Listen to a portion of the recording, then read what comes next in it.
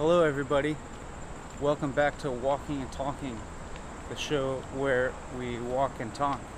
This is the first episode where I'm joined by another person for the whole walk. This is Sam. Greetings. We're just going to be walking and talking continuously. As always, I don't really have any content planned ahead for you to talk about. I'm just kind of extemporaneously talking, although sometimes it may occur that a subject or issue surfaces within that process and gets explored. So I'm holding out for the possibility of that, and I'm interested to see how this will be different with another person present. Already I'm thinking of things while you were talking. It always seems like if I think about it beforehand, I don't have anything to talk about, but during the process it's just like self-generative, like whatever I said last seems to be the point, the departure point for whatever I say next. Have you, on previous episodes, well, why talk about previous episodes? The idea of self-generation and becoming, I've been thinking about that in terms of chaos and chaos creating a kind of pattern or organization, and how like emergent phenomena. Yeah, like turbulence in water. Yeah. Like if you look at a river with reflections, waves, and wind, and all of this noise on top of the surface, how it's impossible to really see it because there's so much information or so much Complexity. Yeah, there's so much complexity going on.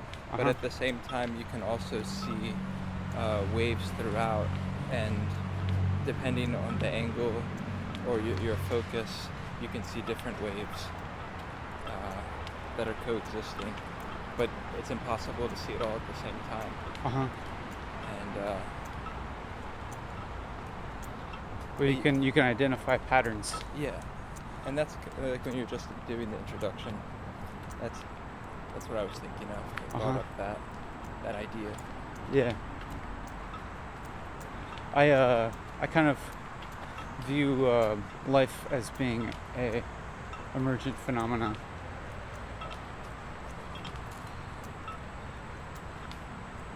Yeah,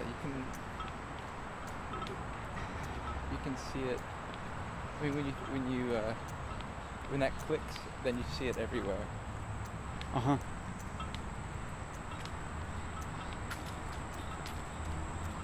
I'm starting to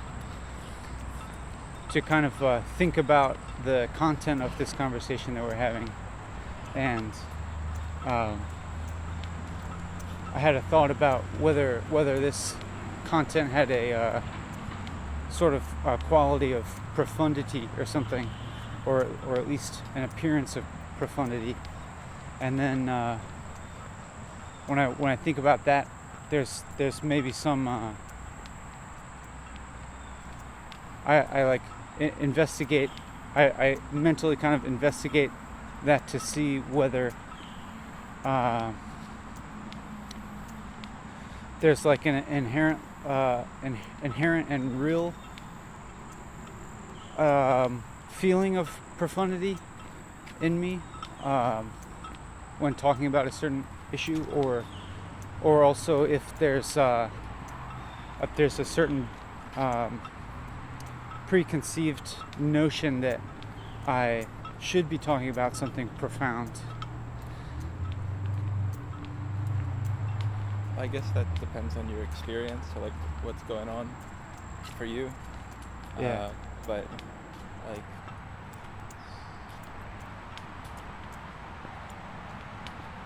sometimes I enjoy, I think, the experience of going for a long period of talking, and maybe this experience of continually like upsetting the feeling of being onto something, and or this feeling of continually questioning what I just said and thought,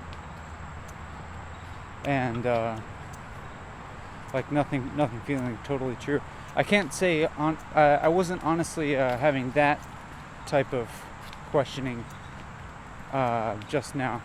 It's just maybe there was some maybe what revealed itself as some kind of preconceived preference for super mundane or something like that.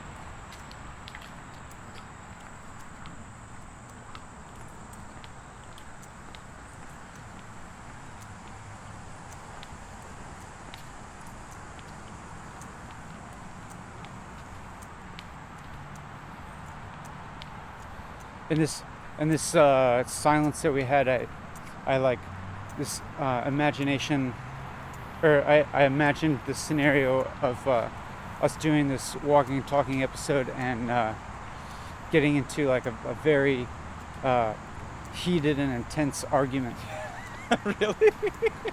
Yeah. I was looking at the leaves, and it looks like I like how they're printed on the on here, and I'm thinking about like the like, I don't know, the idea that I or we were sharing, and how like look at the light in that, and like I'm appreciating it without a sense of profundity, or like, I don't know, I guess what I'm hearing when we're talking about profundity is more like when it's used to get some kind of egotistic gain out of something, or like trying to use it as credentials that you can win people's attention or liking or something like that. But also like just having that approach to looking at things can heighten my awareness or curiosity about the world around me, and be less focused on myself. Yeah. So I guess that's kind of what I meant by it's like a tool, and it depends how you use it. Yeah.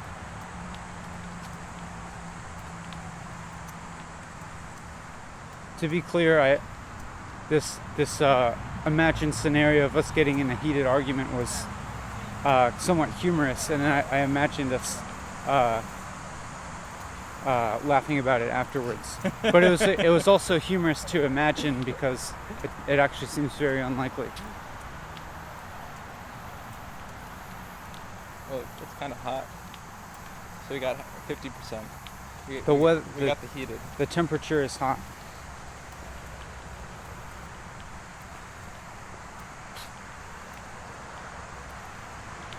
I have this thought that perhaps today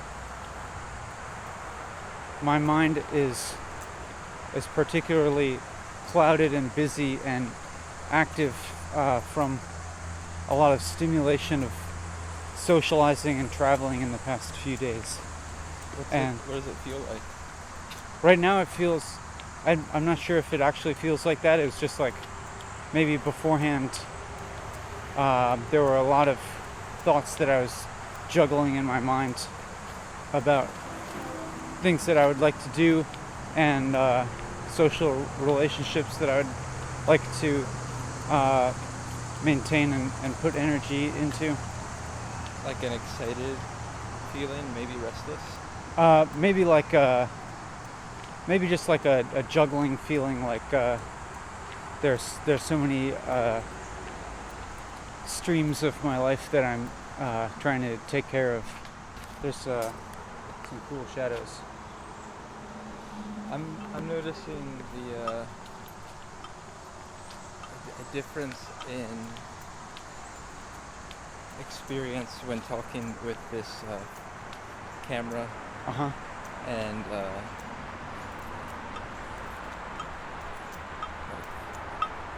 a spectator that hasn't arrived yet. Yeah.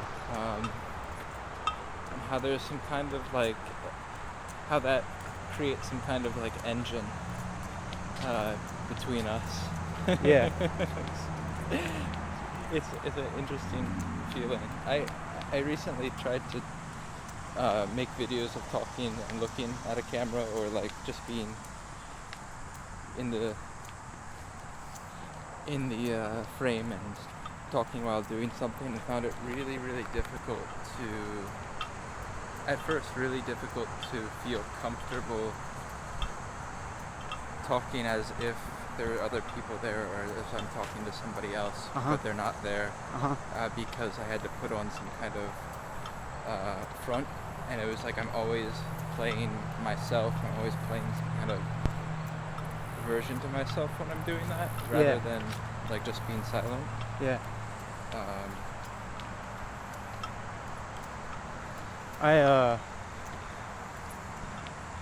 When I'm walking and talking by myself, I'm often relating just directly to the viewer, and for the most part ignoring this like temporal divide, because just because of the medium of video, it doesn't matter that much, because the viewer is watching this and hearing our words right now, like, and we're also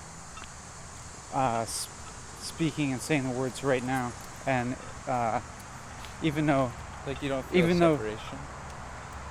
There's like some separation or medium, but the thing of video is that it does create this bridge across time, and so I just kind of like talk to the viewer because I'm kind of thinking about their experience of watching the video, which is something they're doing right now.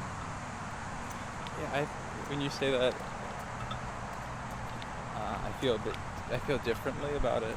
I'm thinking of it in terms of like I'm talking on Skype, and there's maybe a unknown lag in time between, like, I don't know, 24 hours and infinite hours, but it's like it's a conversation that has a very long lag. Yeah. Well, yeah, I suppose so. But it's also kind of like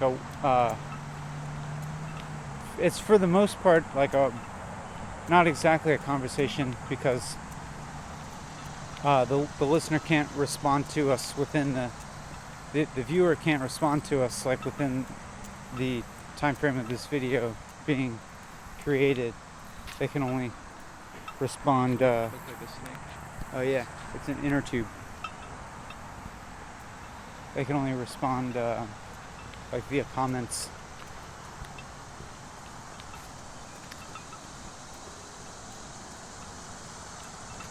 Have you ever gone up there, up to that bridge? No. There's people that rock climb up there. It's pretty cool.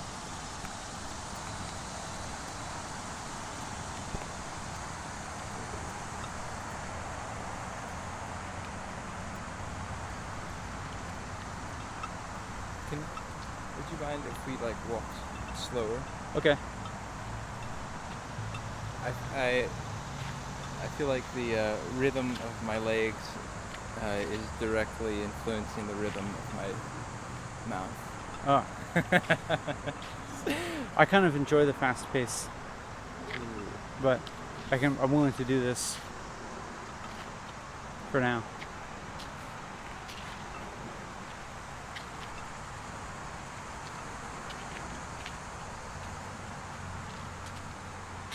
What kind of feelings do you feel towards the viewer?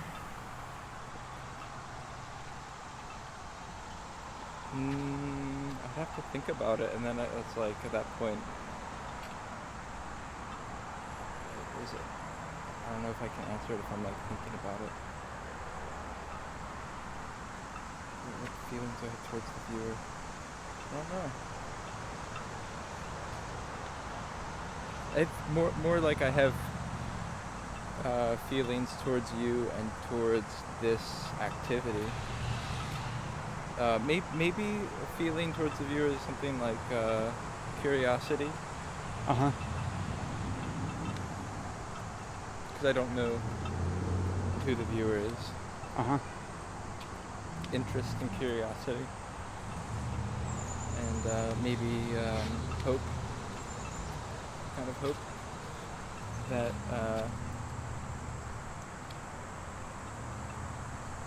not a hope that's like, it's not a hope that I'm like really invested in or set on, but just a general hope that maybe this will stimulate or produce or offer something of interest or benefit to someone else.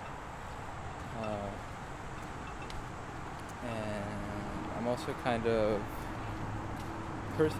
something I'm personally questioning in my life is this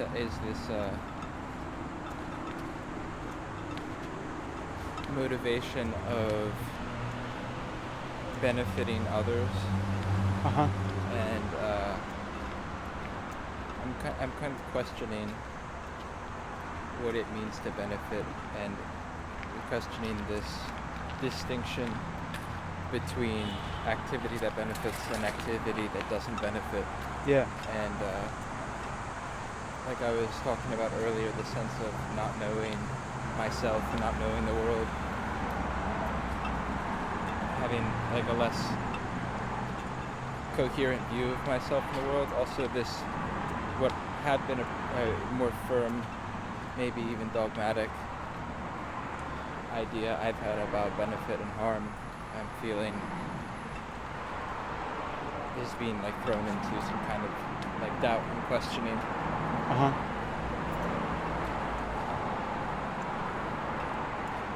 Yeah, I think I've experienced that a lot.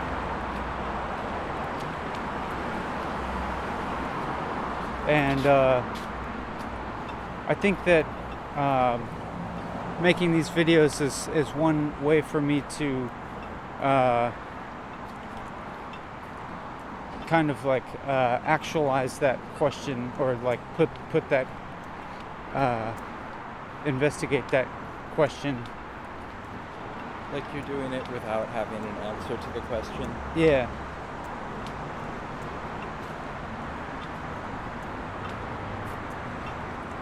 Or doing like not having necessarily an answer to the question of like what's the way to benefit people the most,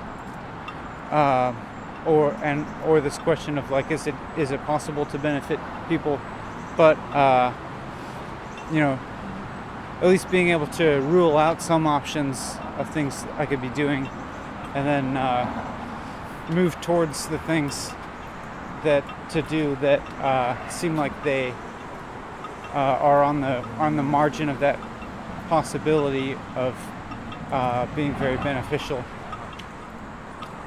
So like maybe in some sense this video could be beneficial to someone if indeed it's possible to benefit anyone at all. Yeah, I see what you mean. And that's also, I think about that also in relation to whatever unique or ununique position that I'm in the world, and what resources and connections and skills that I might have.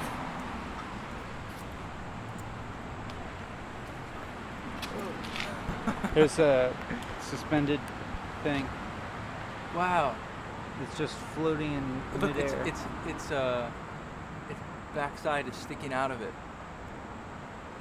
Look at that. Whoa, there's a caterpillar in this thing. That's its home. For now. Wow. Ooh, I've never seen one coming out of those before.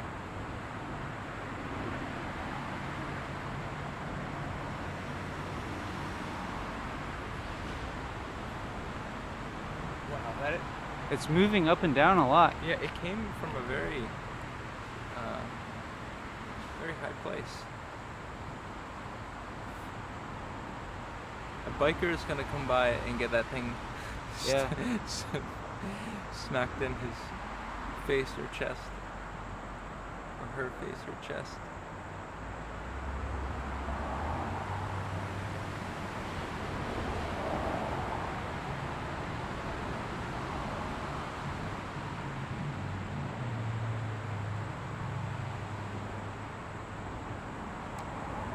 I wonder if it's in the process of becoming a butterfly.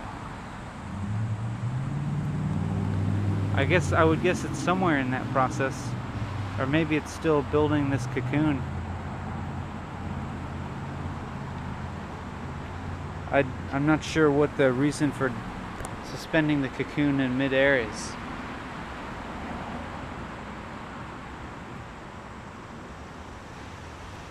Maybe we should put a road cone under it. It's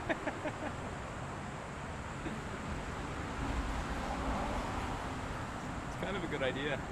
Alright, let's do it.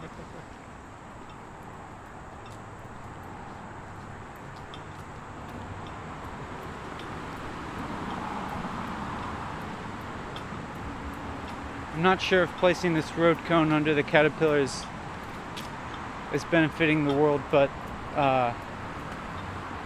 it seems like there's a greater possibility of it benefiting the world than harming.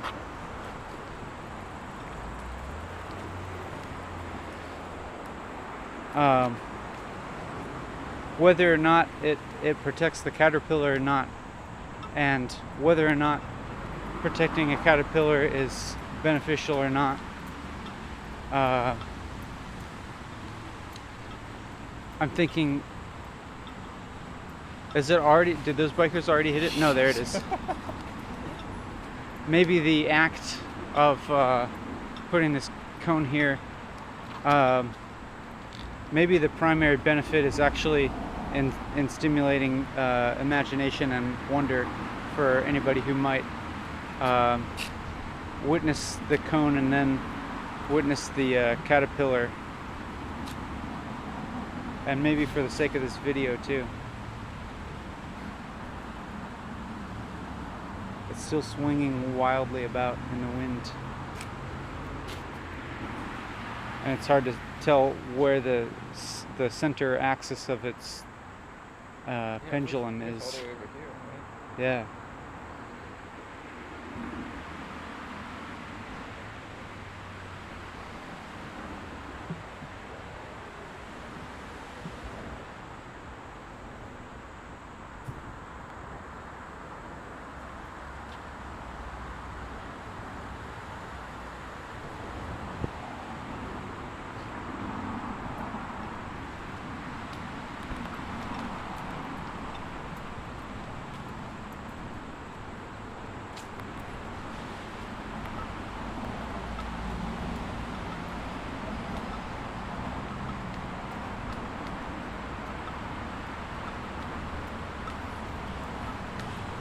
Sometimes in these videos I'll have an experience where I'm feeling like I'm running out of things to say, and in order to keep the stream of talking continuous, I just kind of focus my attention more and more acutely on a finer slice of the present moment, and I'm almost just observing the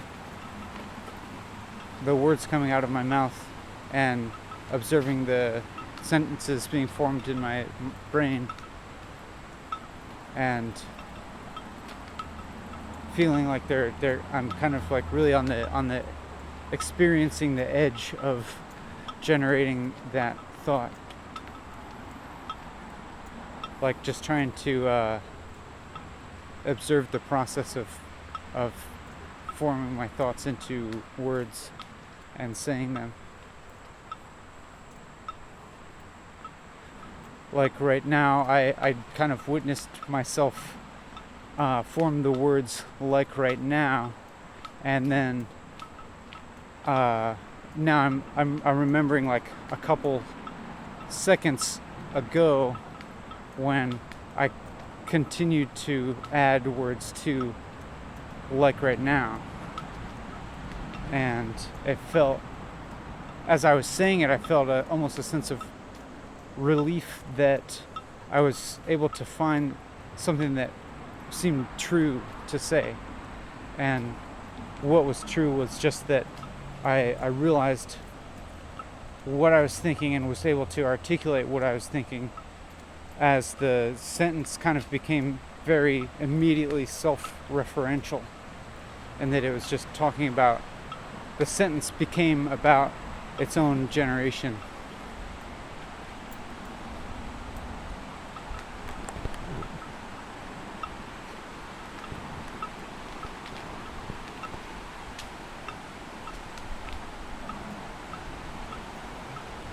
Enjoying the loudness of the water.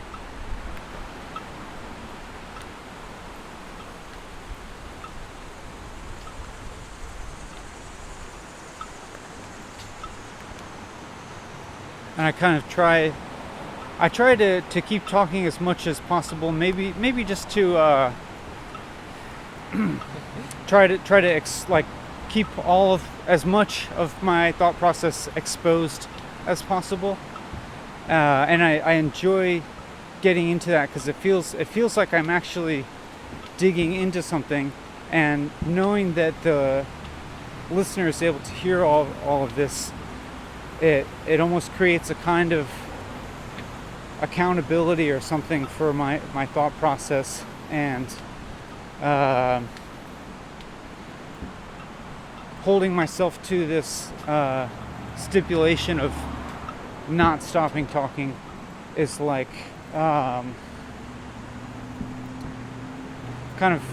of forces me to become aware of my thought process in a maybe in greater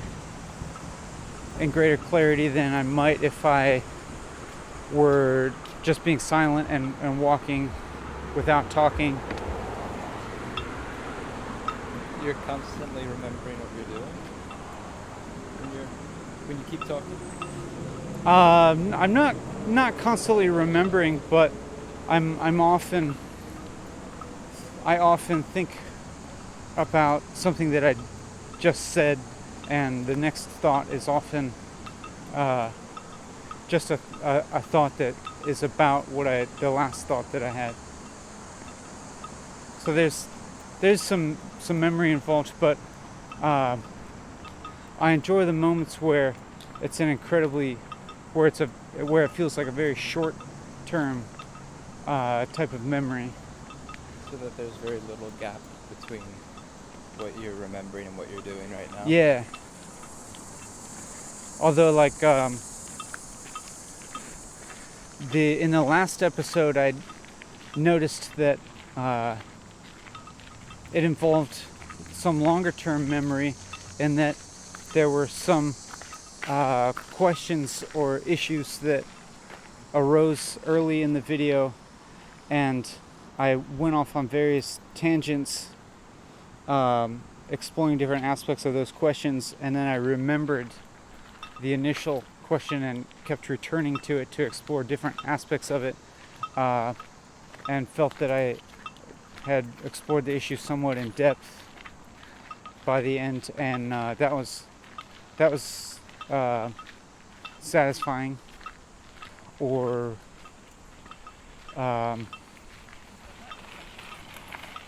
yeah, and it was a new type of video. I feel like some vague concern about the quality of this video, and the quality of or maybe the continuity of what we've been talking about, or like What do you mean by quality? that's an interesting question. Like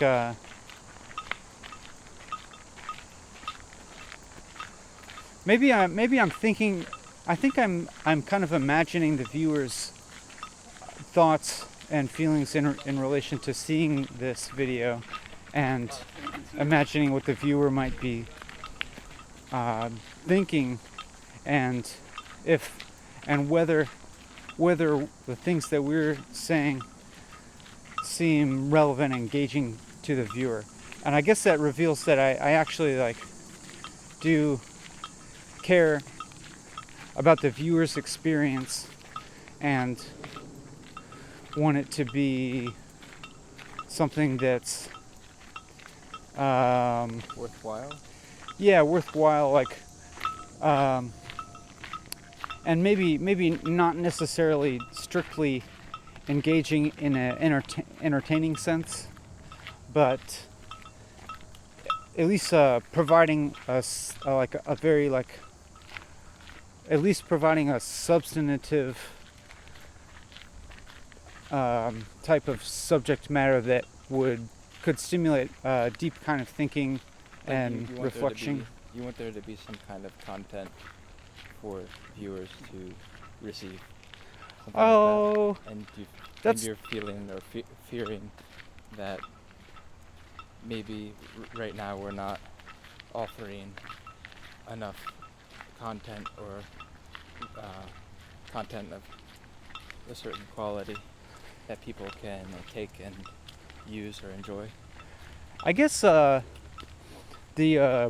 question of offering an amount of content isn't so much a concern, and also I have to say that in the expressing the last kind of what I'm thinking of as like a segment, or expressing the last thought about feeling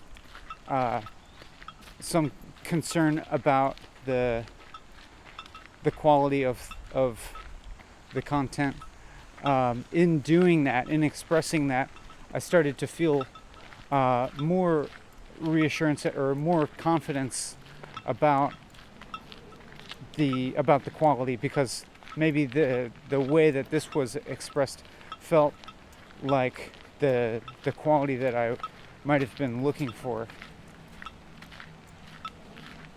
And now I'm noticing the thoughts coming out starting to have a little bit longer continuity, it seems like to me, and be expressed with a little bit more depth. And I'm starting to feel this feeling of discovery, of the next, like this thought that I'm expressing right now, I wasn't expecting to have, and I feel interested in having it, and I feel interested in like the means by which it came about, and I'm interested that the feeling of concern is like has like subsided and already.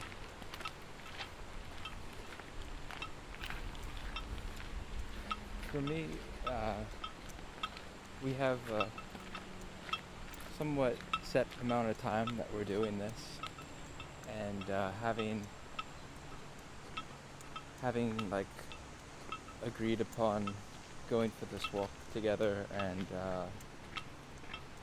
for like a certain amount of time, I think that creates a kind of container for this experience where maybe there's like an element of faith in that even if when things don't feel right or feel boring or uncomfortable, Yeah. that kind of like a determination that we're going to get through a certain amount of time doing this. Yeah. And that allows for perseverance which allows for things to actually happen. Whereas if we get bogged down with discomfort and awkwardness and frustration, or things not going how we want them to go, then we won't really get anywhere. Like that, there's a metaphor about digging wells. If you dig a little bit here and a little bit there and a little bit there, then you don't really get any water. But if you keep going down with one, then you have a greater chance of getting water. Yeah, I've experienced that in a lot of past episodes, and each time I have it, I'm kind of reminded, like, there's often some form of discomfort that surfaces during one of these episodes. That could be of varying degrees of intensity, but I've found every single time that it has always resolved in an interesting way at the end. It's almost as if knowing the time period that is available, it's as if the kind of arc, like maybe emotional arc or other kinds of arc, seem to kind of naturally conform to that time span that's available. And having a 4-hour time span I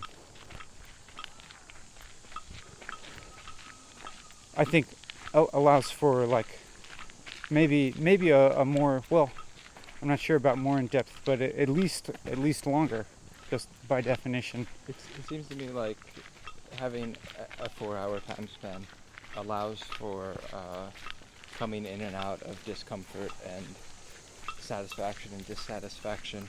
Yeah. Whereas if you just have like a shorter video, or like 30 minutes or an hour, maybe we could just talk about one thing during that time pretty consistently without hitting blank spaces and tensions and collisions and things like that. Mm-hmm. And to me, that's something interesting or valuable about the endurance of this. Mm-hmm. It's like knowing that we're going to be facing some underlying dynamics. They're bound to come up. Yeah. And like personal insecurities or fears are bound to come up. Yeah.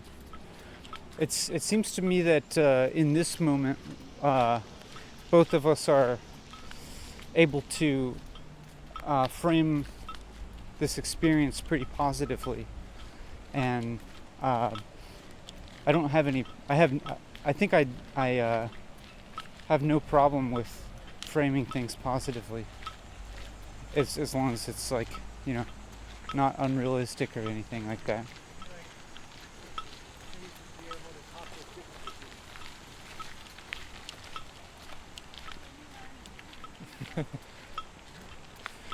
I've been noticing this bottle of water clinking in my backpack for a few minutes now, and like wanting it to stop. So maybe I'll stop and drink some of the water. There's something soft we could put between the bottles, maybe? Yeah, I think there's some paper bags in here that I could put between them.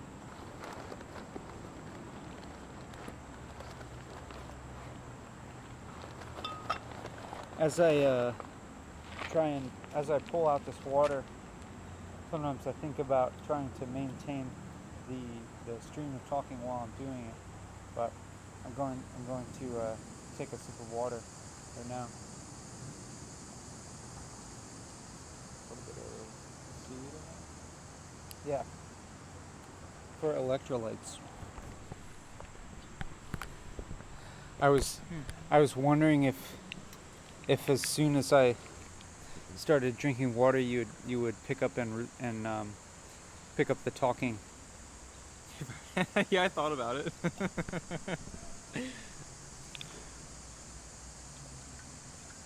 I think so. Yeah, two things are coming up for me, which like as you were drinking the water, I was thinking about how you were talking about continuity and how continuity is important to you in this, in what we're doing right now. Maybe because through the continuity of talking, there's a freshness and spontaneity to what you're saying, and an authenticity to it, where there's less pretense or overthinking things, and also being closer in touch with what's going on right now, and not speculating about the future or thinking about the past. And yeah, so when you were drinking the water, I was appreciating that about, I don't know, that value or intention behind what you're doing, and seeing this as a kind of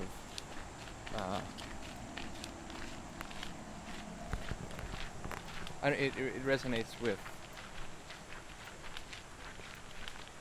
maybe my personal practices, which I'm not spending 4 hours talking though, but I could see some kind of common thread there. Yeah. And yeah, I was appreciating that. And then another thing about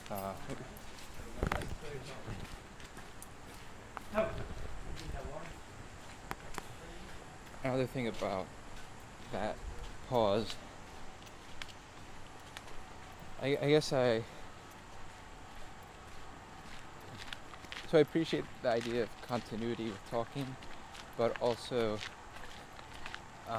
maybe it's difficult for me because I'm finding that if I keep talking, I'm having a difficult time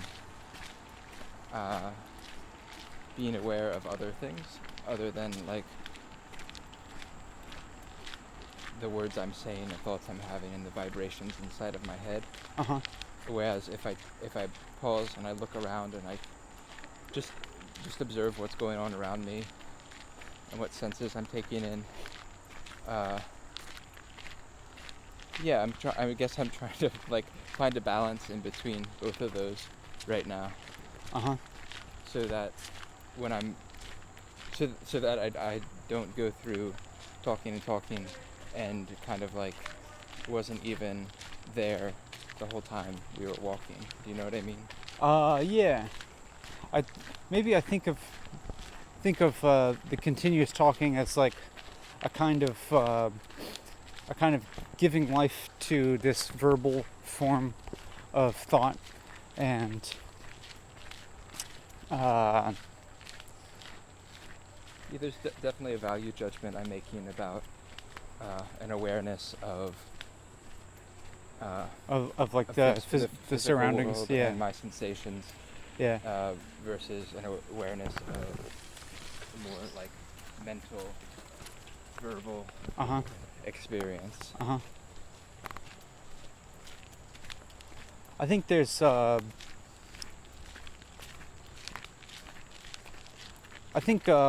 it's sometimes it's possible for me to feel somewhat of a merging of all of those things, or to be able to kind of like broaden my awareness in a way that I feel kind of simultaneously aware of the sensory input information here and my physical sensations, and the also the physical sensation of my voice moving and my mouth moving and my lips forming words, and then also kind of trying to investigate the link between that physical process that is happening with my vocal cords and mouth and the mental processes that are associated with it, and they kind of just keep coming into view. It's like I'm not sure if it's really possible to have a total like as if like third party perspective or something on my mental process while I'm still talking, but maybe sometimes there's like glimpses of that or something. Like you can't have a totally integrated experience, but more like a constantly how to say, shift of focusing going on. That might be, but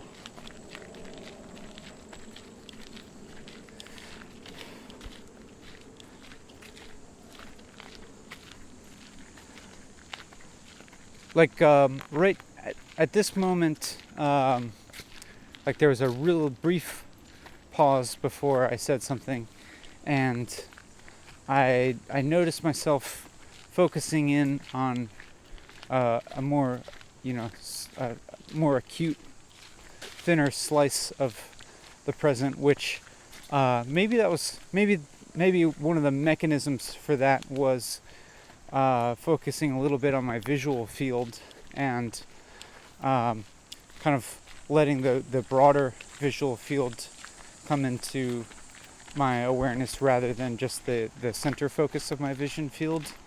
And as I did that, I was at the same time just kind of barely noticing these verbal thoughts come into my awareness, and like just the instant before my mouth started moving, and I'm kind of interested in trying to maintain that kind of intensity of and wholeness of awareness, like while continuing to talk, because I think of it as a possibility for communicating something with the viewer that's not often communicated in words, or trying to get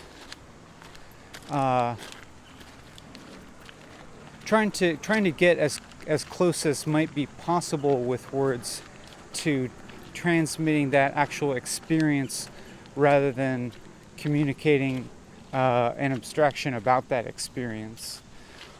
And I'm aware that words are kind of inherently abstract, or like words carry inherently an abstract thought, but at the same time they also are if you want, you can totally reduce them to a physical phenomena.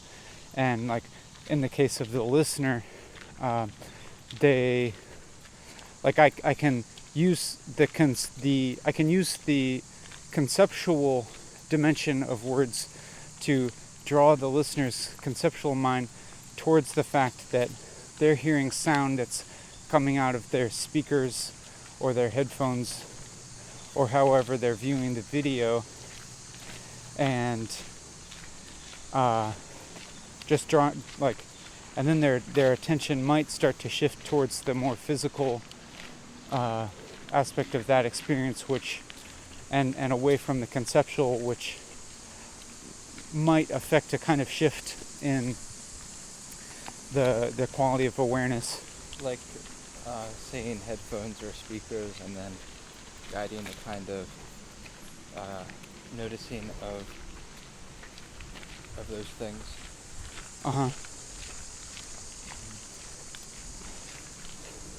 Or like the fact that the sound that the listener is hearing like contains simultaneous is like. I wanna. Oh yeah. Oh yeah, these little orange mushrooms.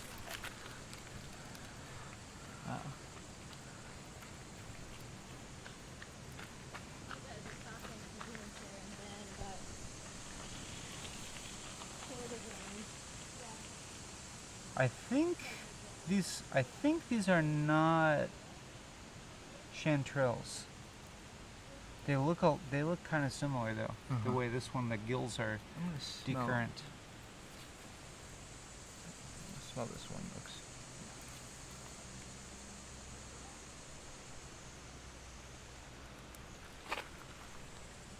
It smells like dirt.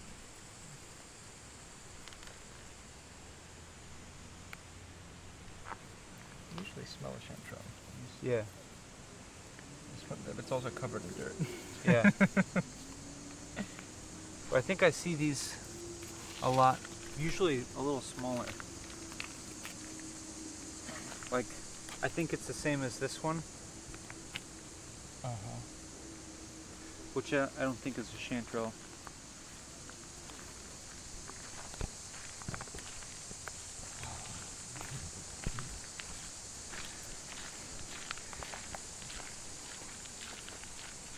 So I'm imagining now like what might be the most entertaining or fun way to return to the thought that I was talking about, and But I don't know if I misunderstood you, or if I was understanding what you're trying to say. But for me, the idea of the interaction with the viewer, I'm interested in that, and wondering what we can do right now that would be some kind of interaction. I mean, I know throughout this whole time we're constantly interacting, but more, I don't know what I'm thinking. Well, I mean, like, one way to do that is to just kind of like directly address the viewer. Like, for instance, like I could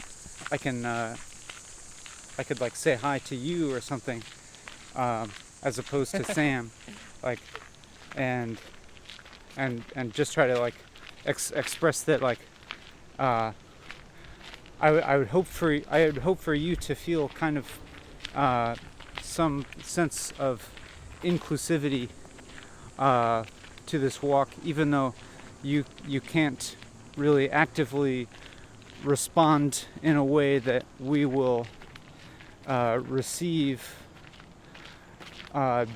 during the course of this walk, but I want you to know that at least for me and maybe for Sam as well, like, just the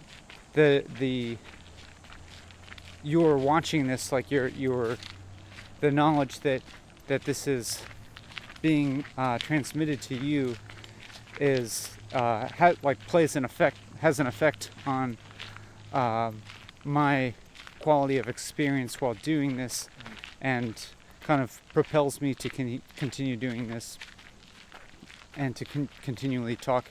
And that's something I appreciate, because it's like it's an extra like incentive or motivation to continue through this process and stick to the kind of self-imposed parameters of walking and talking for 4 hours. If there's something that you could say, and maybe you're doing this right now, but I'm wondering if there's something you could say to somebody and you didn't know who that person was, but you knew that they were definitely going to hear it, what would you say? I guess the first thing that comes to mind is just to like express a kind of very general type. You think this will be 3 hours? If we may have to change batteries one more time. Do you have Just yeah. Oh.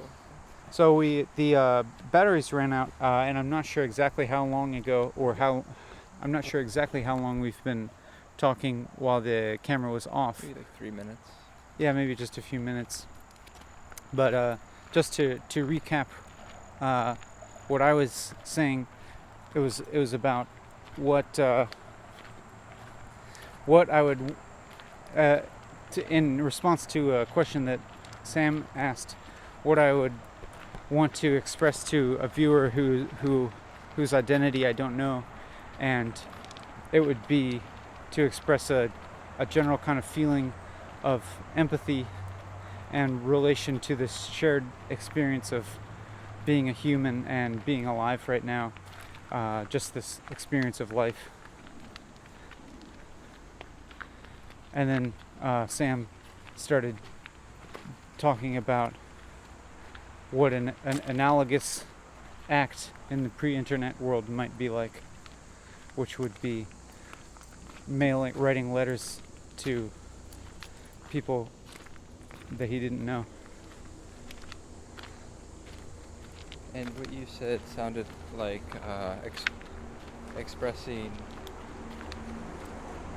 like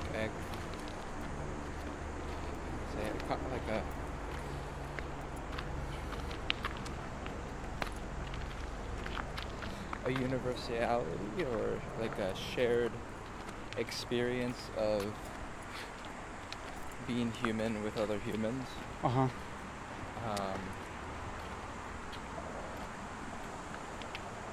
And also a kind of wonder about this mysteriousness of our being, of our existence, of our experience, and that we are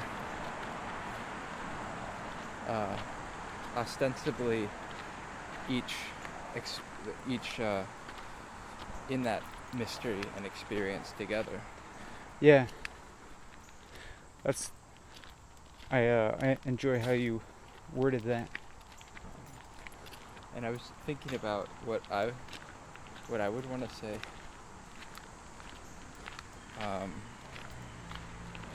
If I could say something to somebody I didn't know and they would receive it. And it was kind of similar to yours. I was thinking of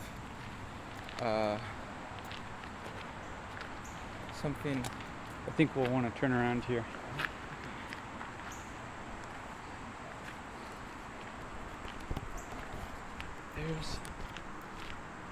There's another path that goes like that way. Yeah. I don't know where it leads to though. Yeah, I was thinking of basically expressing. I'm trying to remember something. Uh-huh. I know what I want to say, but I'm trying to remember something. Should I make the effort of remembering it? I kind of want to remember what I'm trying to remember so that I can share it, because then I'll be more transparent with where I'm coming from with my idea. Uh-huh.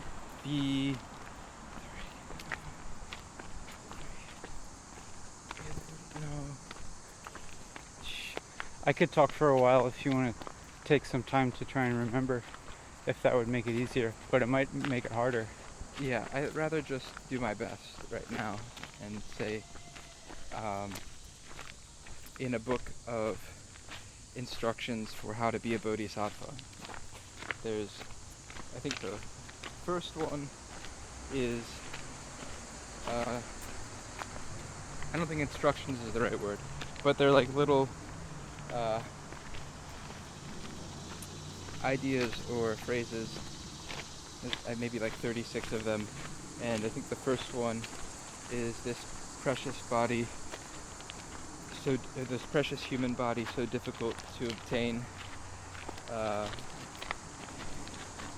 then something like, with this body I'll strive to be awakened, something like that. But that sense, that acknowledgement of the preciousness of the body, and in that tradition, the idea that to to have a human body is a very, very rare opportunity. And whether or not, and that's with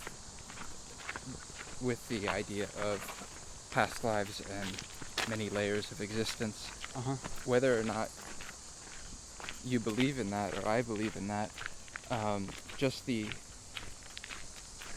idea that of the preciousness and rarity of having a body. You could also just think like you only live once or whatever.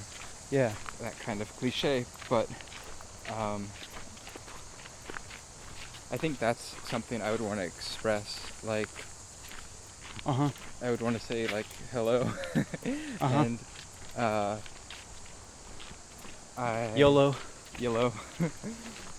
And like just wow, I don't know who you are and you don't know who I am, but if you're reading this, you and I are sharing this experience of you and I are sharing this experience of being alive right now, and isn't that mysterious? Yeah. And then I'd probably go further and try to like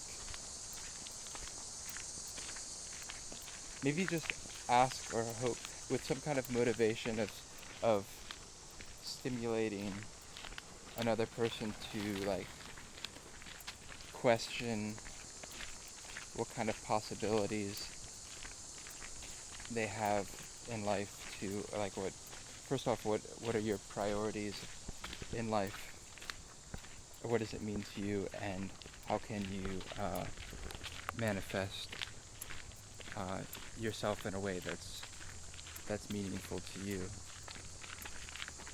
Yeah, something like that. As you were saying that, one thought occurred to me that I might think of what I could name what I'm wanting to express to the viewer as love, but I don't think it's like necessary to call it that, but also it's a type of love that is not a specific kind of love, like not knowing the specifics of the viewer. I can't describe you and your specific qualities. I can't speak about, but there is a kind of feeling of, I know that you do have specific qualities and specific characteristics that make you who you are. And as I'm saying this sentence, I'm starting to feel aware of possibly like reaffirming aspects of identity that maybe earlier in the video I talked about, maybe trying to have temporary experiences of loosening up that sense of identity, or like a temporary sense of merging or loss of identity. And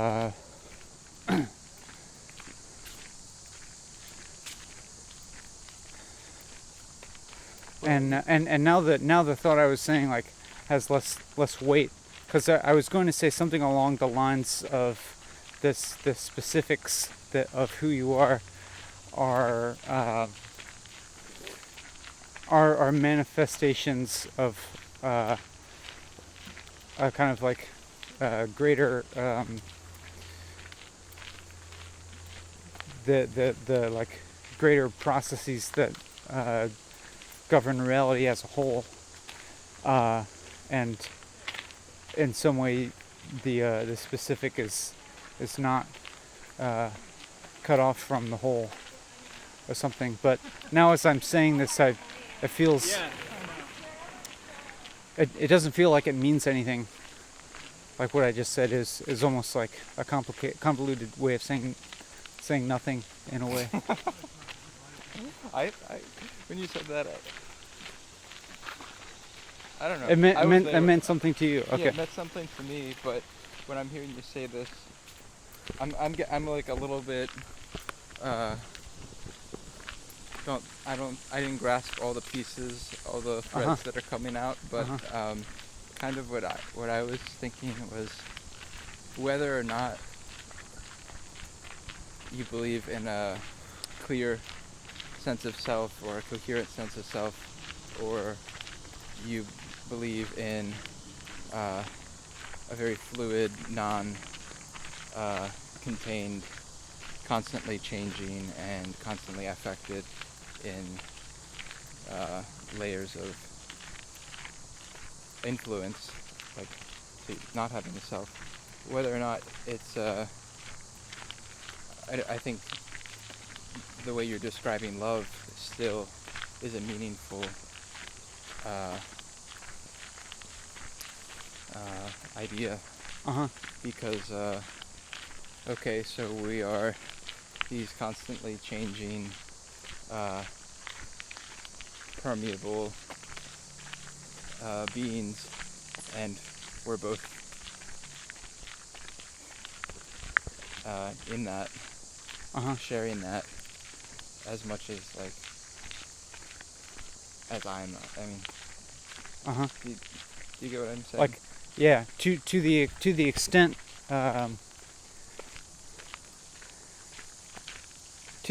that we have, a sense of self and a sense of identity, like that experience is shared with others, and almost that sharing is like, I don't know, I'm losing my train of thought here.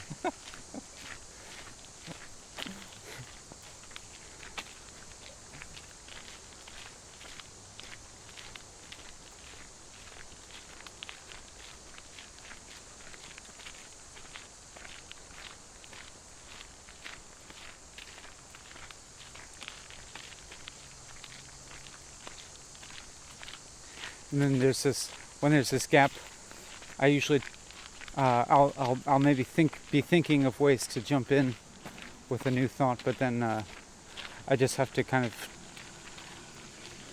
start saying something without knowing what I'm going to say next. I'm thinking of whether I want to talk more about self and non-self, or just kind of move away from that. Because as we were talking about that, even though I feel interested in that, and I think it's of value to talk about that and share those perspectives with other people who are interested in that,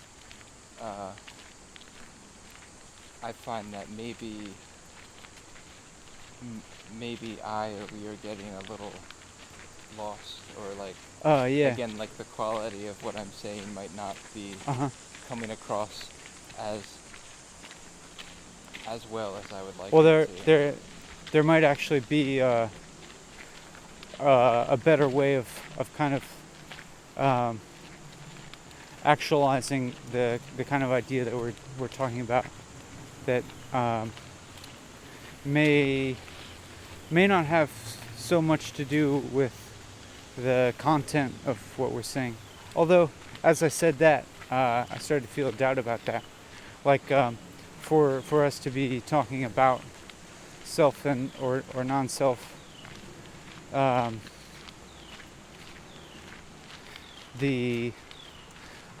kind of wonder if the conceptualizing of that might be stimulated by talking about that necessitates the sense of self from which to as a reference point to that, or like you have to in the background be holding a certain sense of self in order to hold this conception in a mind of there being self or non-self, or continuity between the two.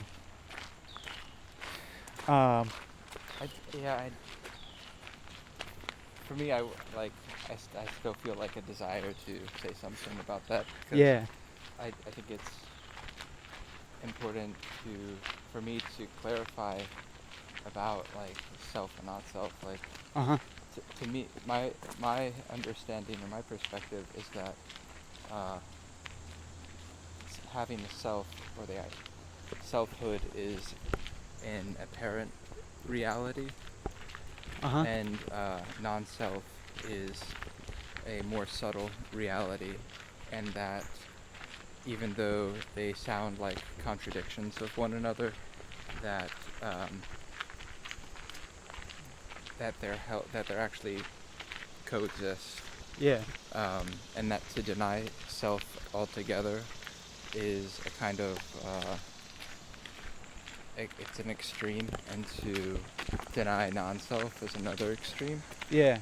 Like, to me, it seems obvious that we have a sense of self. Like, I'm not in your body, you're not in my body. Yeah. But the non-self aspect of that is that these bodies are constantly changing. Yeah. And impermanent. Yeah. Yeah, that way of articulating it. That's pretty clear. Makes it pretty clear to me.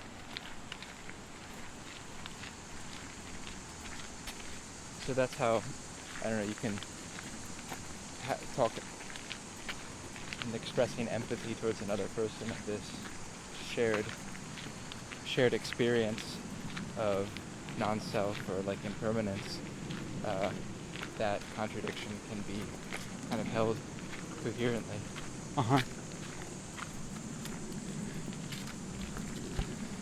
I think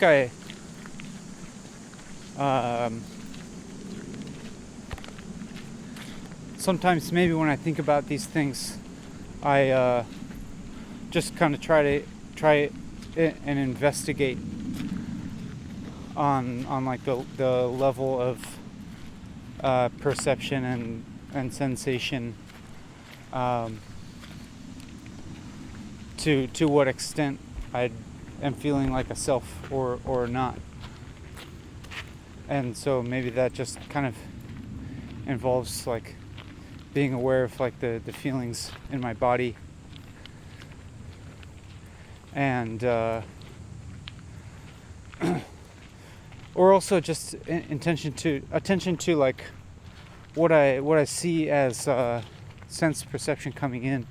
And as I started talking about this, I started feeling like a slight dissonance between what I was saying and what I started to have glimpses of experiencing, in that it seemed as if the words available to express these things or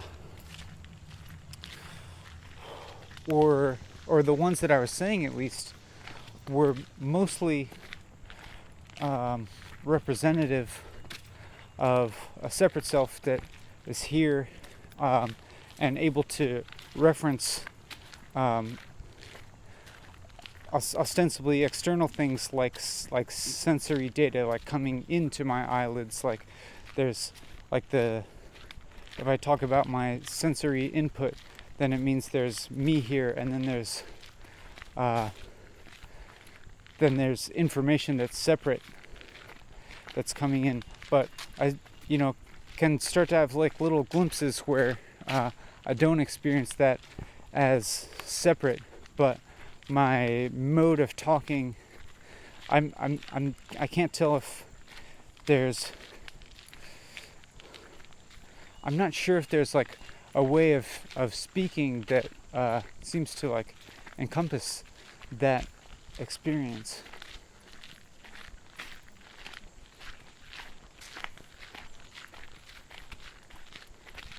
Or I mean, maybe it's that speaking itself necessarily kind of originates in one mind, although of course there are two people here, conversing with each other, and so of course the thoughts are going back and forth, and we're in some like kind of very obvious way, like to some extent merging minds or merging consciousnesses, just in the form of communicating, and that being a link. And it's almost funny for me to talk about that as being anything profound, because it's actually something that's like, entirely ordinary, everyday thing. Like, everybody is communicating all the time with each other, just talking, and we don't normally, think of this, experience of talking or like writing or whatever way we communicate as being like a profound like merging of consciousness. But the communication, maybe I'm seeing it at the moment as just as like a manifestation of the kind of togetherness that underlies our like sense of separateness.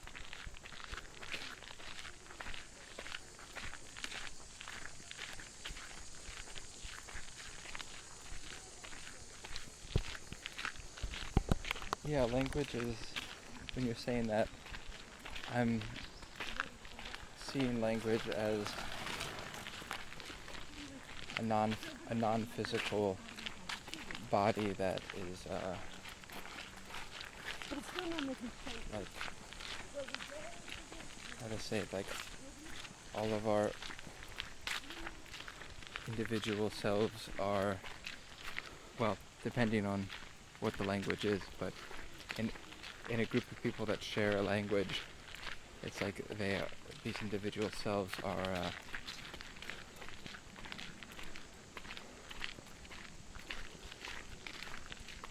kind of immersed and saturated with this mental Framework or something? Framework, or like more like materials. Uh-huh. I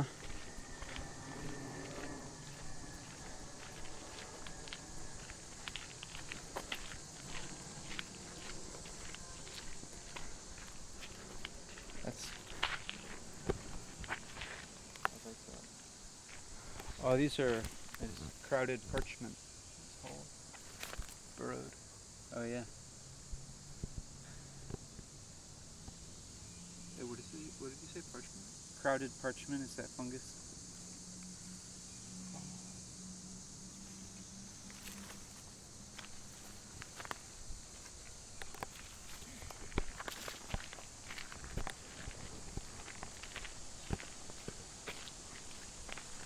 I wonder what the viewer is, what you are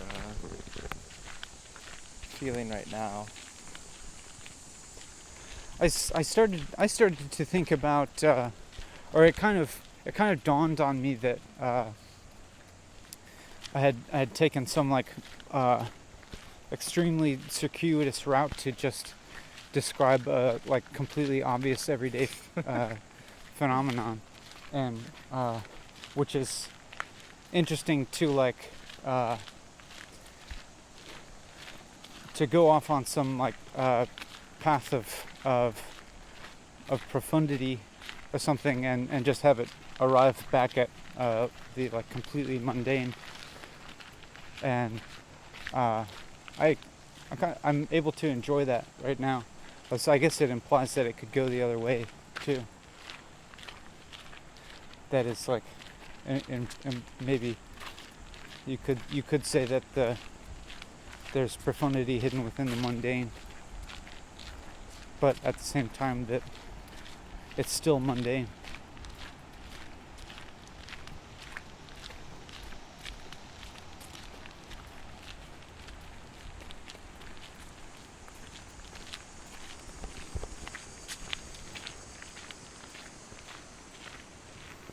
and like it's like kind of when I like notice some cycle occurring like that, it like becomes increasingly apparent to me that what I'm saying isn't important, or that there's or like I get this feeling sometimes that there's nothing important to say, but I still feel okay with that, and I still feel okay with continuing to speak anyways, because it's similarly like knowing that doesn't, put any kind of mandate to stop talking, and maybe I can even continue talking with an increased sense of freedom or something, or like not struggling under like some weight of needing to really express any specific concept other than express the act of talking itself or something. I'm thinking about that you said there's nothing important to say. Uh-huh. And I guess during this walk, sometimes you've been talking more than I have, and I guess part of that has to do with like moments where I'm not feeling moved to say something. Yeah. Yeah, but I'm still feeling engaged. Uh-huh. Even if you weren't saying anything, Uh-huh. I'd still be feeling engaged, I imagine. Yeah. Even if I wasn't saying something. Yeah. And how that, thinking of that experience, what you said makes sense to me. Uh-huh. And how sometimes spending time with somebody else and not talking and doing something like walking or cooking or eating. Uh-huh.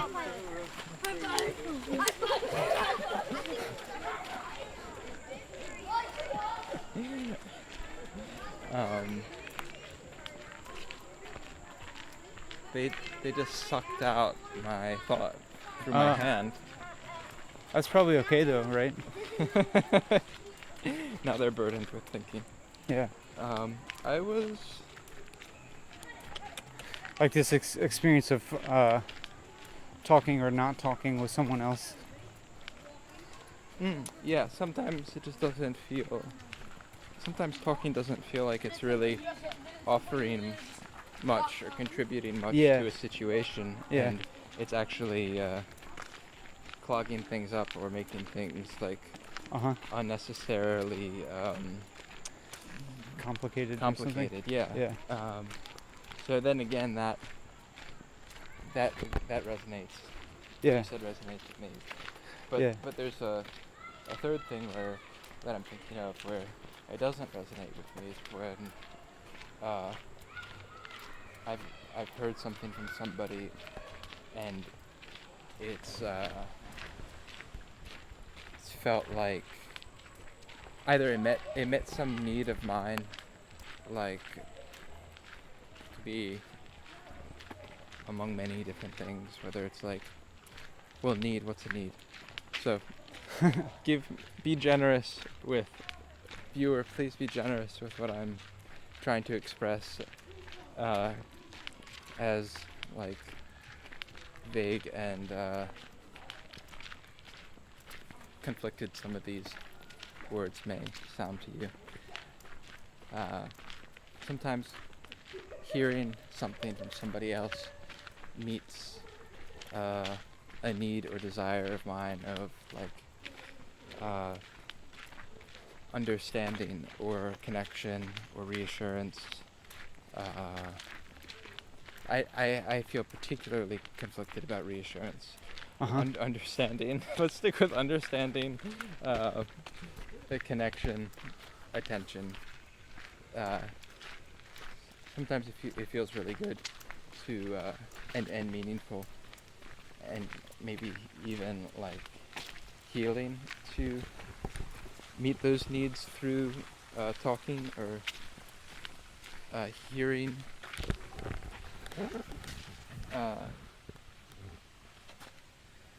Hearing somebody speak to me. What is this? I can't tell if it's a fungus. part of a tree, a mushroom, It's a mushroom. or a piece of like spray insulation. I think it's a mushroom though. Yeah. I've never seen anything shaped like that. It's like a mountain. Wow.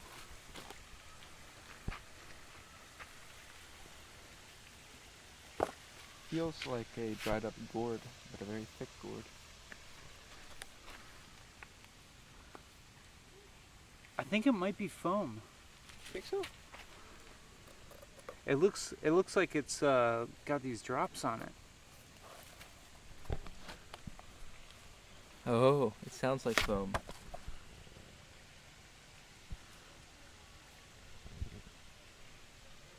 Huh. That's really weird. Aged foam.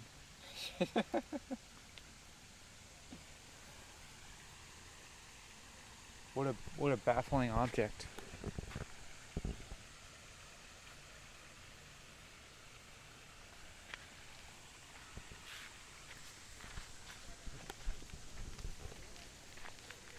And I think also the ability of language to communicate and preserve certain ideas is like something beautiful. Yeah. Well, it's absolutely crucial in has an absolutely crucial role in maintaining our society. Just in the communication of practical things. I wonder if what you were getting at though is like when I'm thinking of the transmission of ideas through language, I'm specifically thinking about some kind of wisdom being passed on. Yeah. And I wonder if what you're getting at with like not needing to say anything or it being meaningless. I forget what you said. Mostly, I think it was like sometimes I have this experience of feeling like there's nothing important to say. Yeah, nothing important to say. Is like even that idea or wisdom on the verbal level is just on the verbal level, and okay, so you have that and you say it and you keep saying it, and that's of very, very little value. It's of no value unless there's a creation or animation or like action that's that is the real thing that idea is getting at. Is how I wonder like what me saying that how that like affects or can be interpreted with like what we're doing right now. Yeah. I think of what we're doing right now is we're probably participating in the realm of ideas that are maybe bordering on the ineffable or something like that. That is, it's not like we have a goal of communicating anything of real practical importance to the viewer, and like we didn't like come here to with really an agenda of of what to communicate. And so, this is like a kind of specialized zone. These 4 hours where we are we're continuously talking in kind of a realm where that's a little bit outside of the practical day-to-day needs that language is, I think, more commonly used for. And so it's not surprising that we're that maybe I run into this feeling of there not being an important thing to say.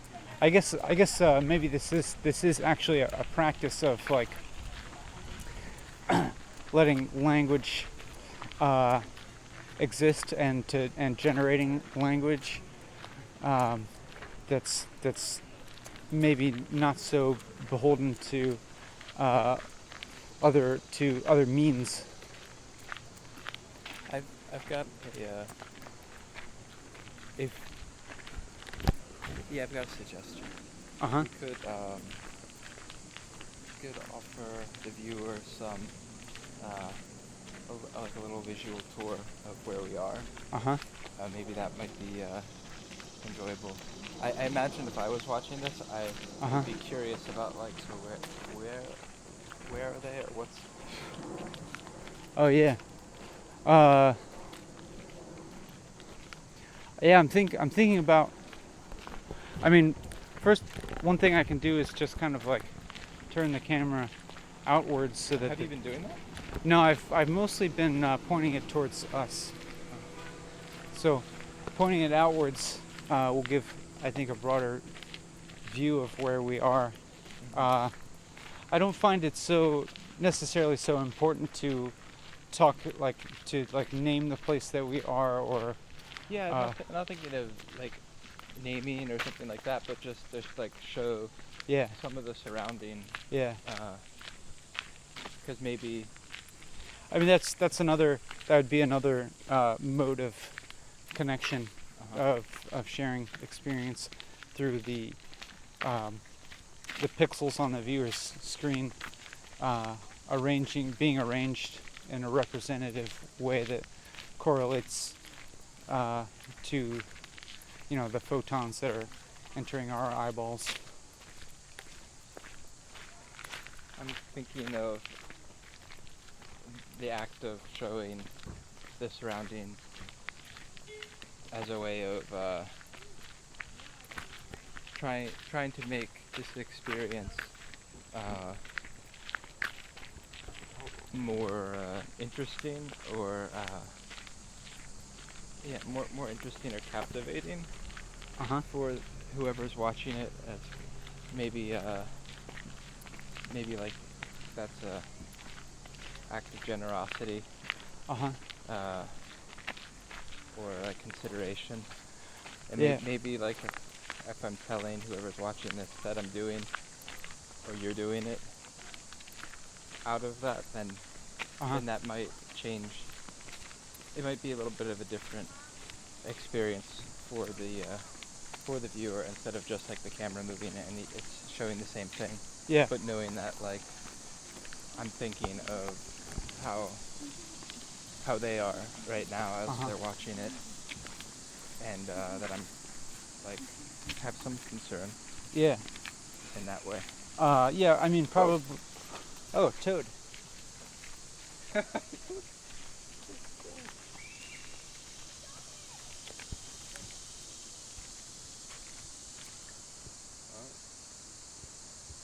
This is Toad Central at night. I think that general conscientiousness of the viewer's experiences is probably the most important part. And in most of these episodes, I've held the camera pointing outwards the entire time, or most of the time, and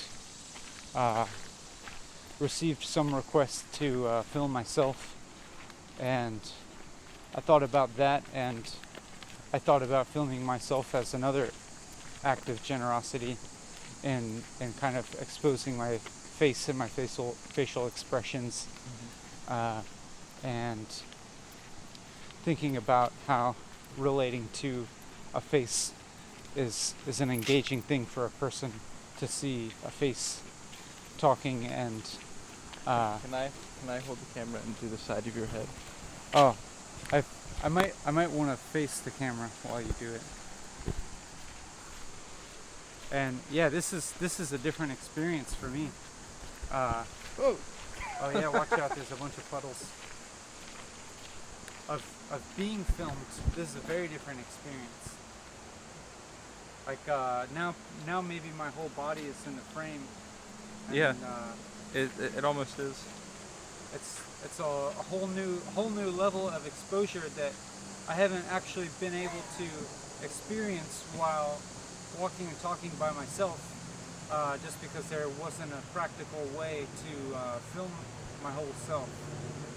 So here I am with my whole body visible to you. Almost your whole body. Almost. Except, I am wearing clothes, so there's like that level of social normalcy or decency, you could say, which I feel no need to push that boundary.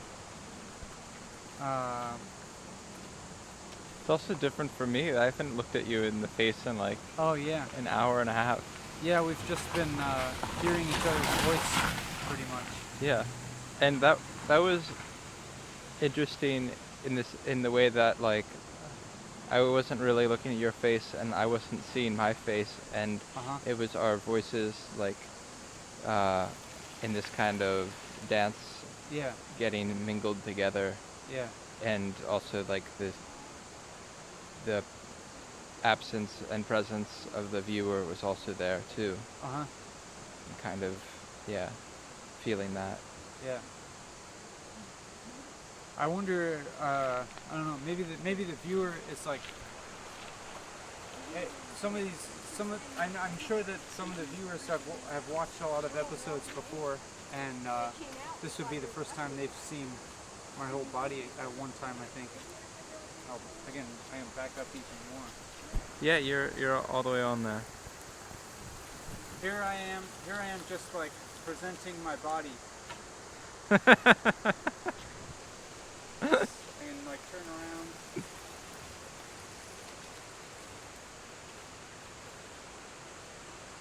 It's moving.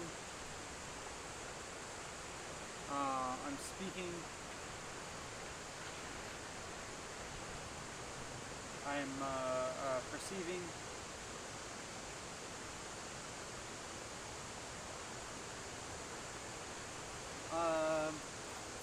I'm continuing to walk.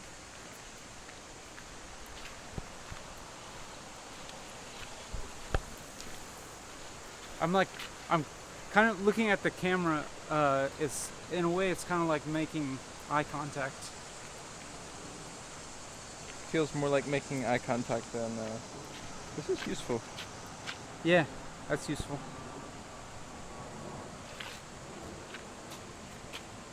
I just found this rubber strap, and I think there's a lot of useful things that a person could do with this, so I think it's gonna join us.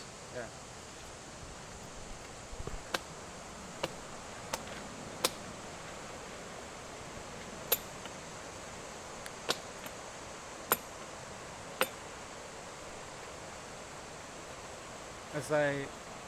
As I put this rubber strap in my backpack, I'm trying to maintain the flow of talking, just kind of for the listener to maintain something that's specifically oriented towards them, rather than them only observing this activity of putting a rubber strap into my backpack, which would seem, I would imagine, be a little bit irrelevant to them.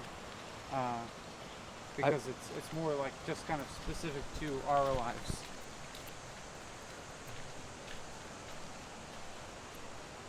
I'm thinking how when this change in the visual experience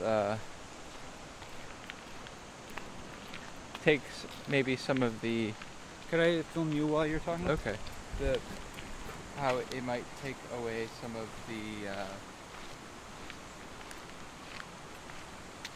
I don't know, pressure or tension from talking.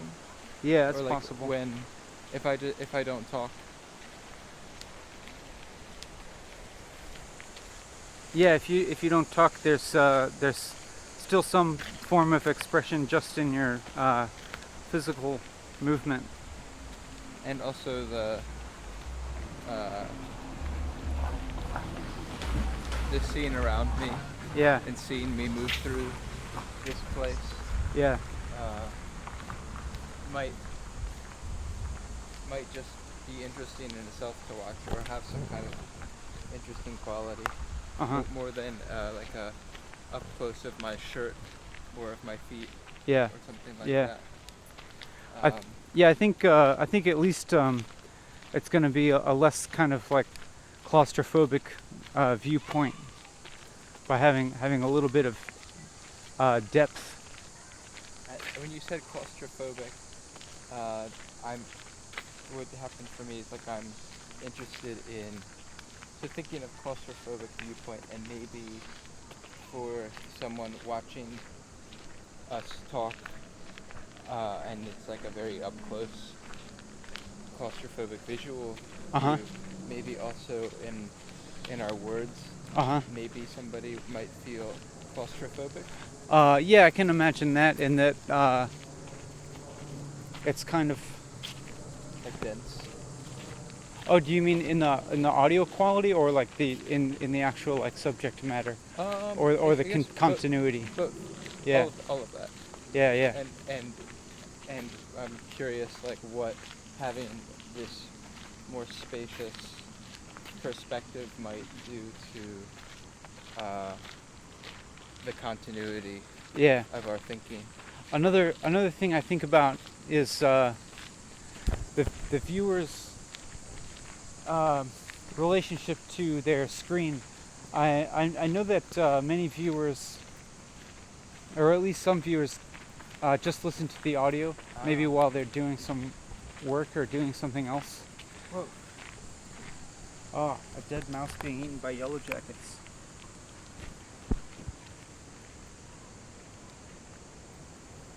I didn't know yellow jackets eat meat. Yeah, they love meat. The yellow jackets, like, they bite stuff and they'll like tear a hole in the flesh, and then the flies get in that hole and lay eggs. The viewer has this relationship to their screen or their device, and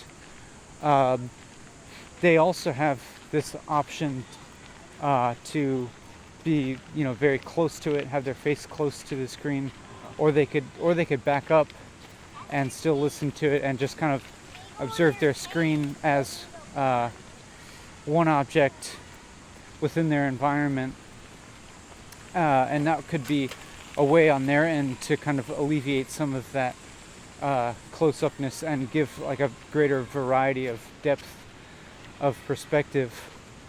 And like maybe I imagine, like, when the camera is close up to us, the microphones are also closer, and it brings the representation of us closer in to the screen that the viewer is relating to, and so it's as if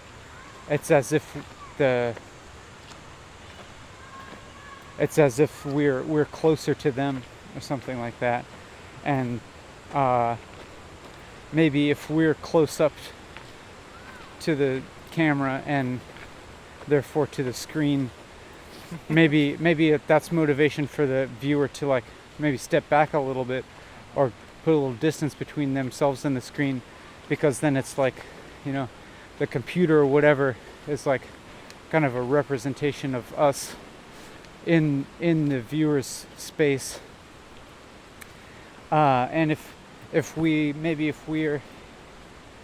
camera is farther away from us, like when we are filming each other talking, and there's more depth of perspective within the digital representation, maybe that means there's more for the viewer to experience being close up to their screen or speakers. But I'd like to. I noticed that we're talking. It sounded like you were talking kind of like to me. Oh yeah, I yeah. wonder if we could like talk To more the viewer? to you, Yeah. or with you. Oh right.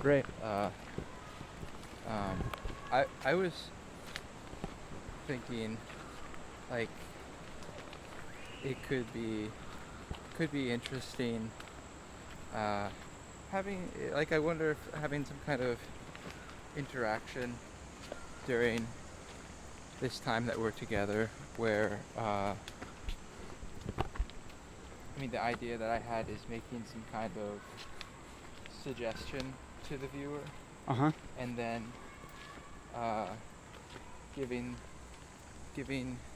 making some kind of suggestion to you, and then giving you time to do that or not do that,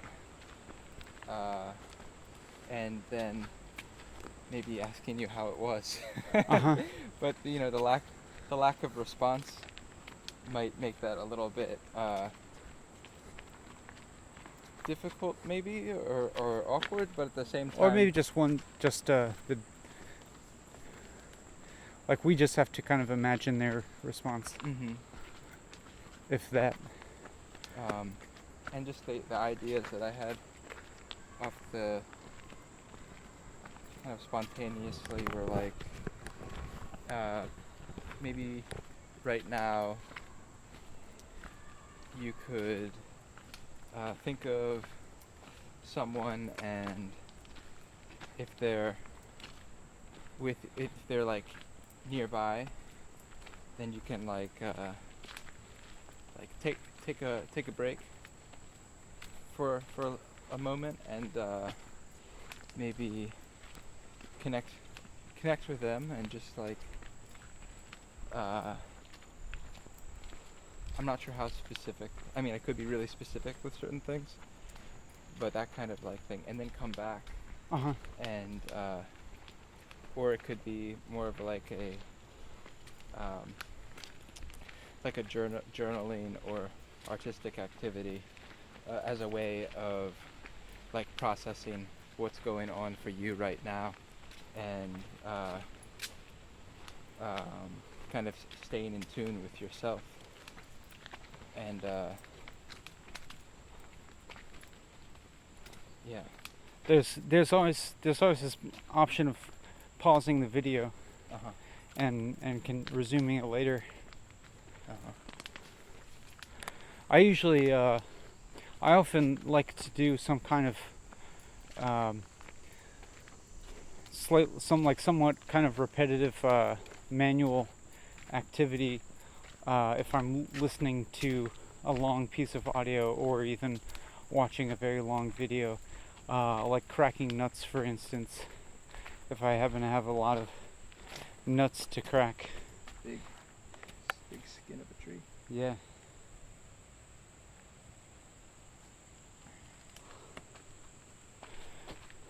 Or drawing.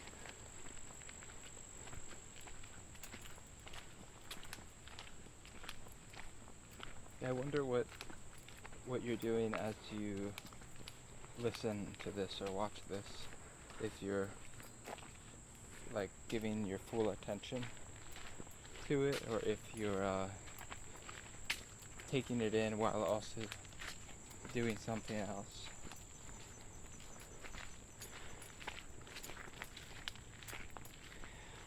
I also allow for the possibility that someone could be giving their full attention to this video and not doing anything else but that the whatever thought processes are going on for you while you watch this video. I think I pretty much hold open the possibility that whatever that is, that it could be valuable, or that, you know, it's like I don't have this idea that by just watching this video for a long time you're necessarily just being a passive consumer or only a passive spectator, because I'm aware that the type of content that we're offering is not really entertaining. There's not a whole lot of visual or sonic stimulation, I don't think, and it's, you know, over a very long period. So I imagine that the type of engagement required to stay with a video like this is a little bit more active on the part of the viewer than, for example, if they're watching like a highly edited and produced video that's of a shorter length.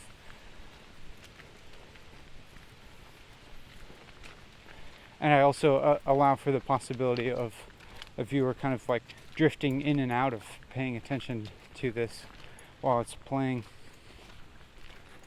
And just want to reassure you that that's fine, and I don't think you are like missing crucial bits of information if your attention has like drifted off to something else. I don't think it's important for you to like go back and rewatch sections of the video. And if you're watching and you feel some kind of sense that you should finish it, I have no idea if you do or don't. I'm just speaking from my experience. If you're watching a video, even that I'm not enjoying or don't feel like I'm getting much out of, sometimes I'll keep watching it, either because I'm like, well, maybe it's not a should, but maybe it's this hope that like, well, maybe something's gonna happen. Or maybe I'll get something out of it. Yeah. And just kind of keep on holding on to that. Yeah. And like,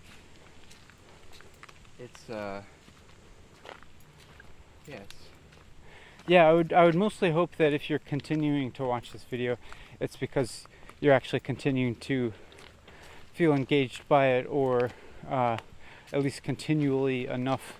There is something in it that stimulates you in some, or connects with you in some way that is, you know, causing you to remain interested, rather than, well, I mean, I guess I would allow for the possibility that maybe you're experiencing some doubts about continuing to watch or to listen, but you're curious about what might change in this video, and I would allow for that too, because I think it is changing, and it will keep changing. Of course, not in the kind of sense that it's going to like become vastly more stimulating. I don't think in like it's not going to jump towards you know, it's not going to turn into jump cuts of like women in bikinis and Justin Bieber singing to you, or you know, whatever it is that might be like immediately stimulating to your desires. Not to imply that that you're a very like base kind of Philistine person that is only interested in sex appeal or something like that. But even just like a music video or an interview, something like that. Like Yeah. I find watching like interviews really interesting, even if I don't know who the people are. Yeah. And I never heard of them, just to like hear a very like skillful person, a person that's very skilled at asking questions that kind of penetrate and expand of what a person thinks. And I don't think we're really doing that. Yeah. But that's something that I find really like captivating. Mm-hmm. Pulls me in, and I want to watch more and more. Mm-hmm.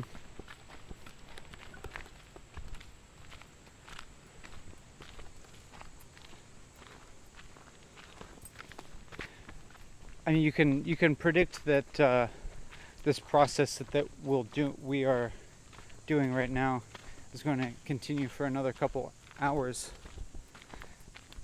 But that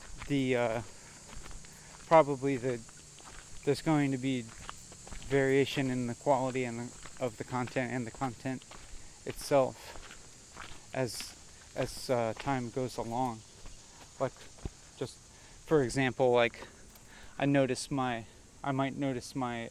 maybe starting to notice my body feel a little bit tired. Not significantly so at all. I think I'll have enough energy to finish the 4 hours, but you know, I'm like in a place where if I weren't doing this, maybe I'd. Oh, that was kind of an irrelevant thought. Like, if I weren't doing this, I would be tempted to just go home and do something else. But that's, of course, you know. Sam, I think you walked through some poison ivy there.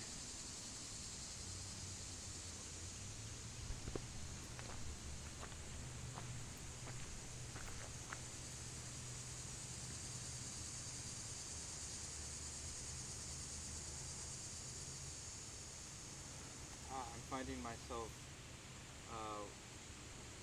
wanting some stimulation, and I'm rubbing this tree and getting some stimulation. It feels good. like it's feeling the texture of this tree against my palms. It's like kind of like the feeling of the first couple sips of coffee in the morning. It's like waking up some neural pathways that weren't active for a while. Oh yeah. And it feels really good. Yeah. Now that has me thinking of whether I should do that or whether I should like abstain from that.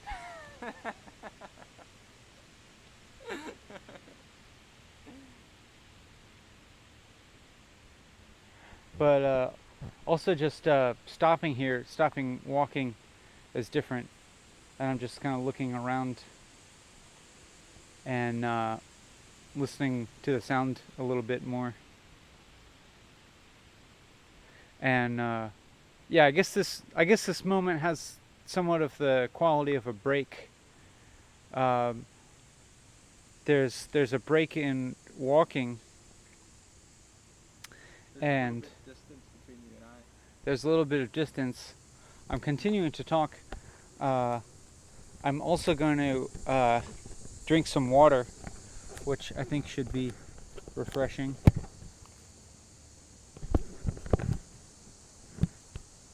I'm trying to find a place to set the camera.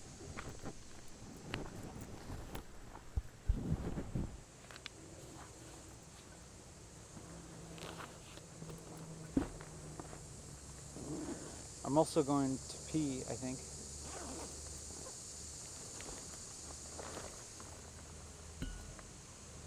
And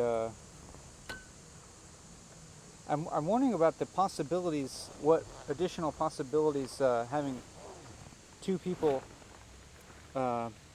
do walking and talking presents. Like, for example, I could go and pee while Sam continued talking or something, rather than having me continue to talk closely to you while you pee, or while I pee, or maybe while you pee.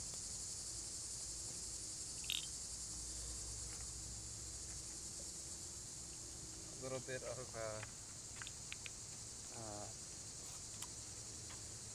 sharing the responsibility of continuity. I'm gonna go pee. Okay, I'm gonna continue speaking to you. Now things feel quite different for me. Well, a little bit different now that Ben isn't in the frame and he's occupied and I'm just with you. So,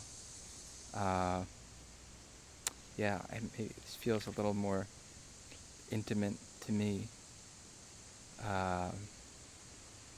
So, even though I've already been talking to you, maybe right now I can more directly say hello and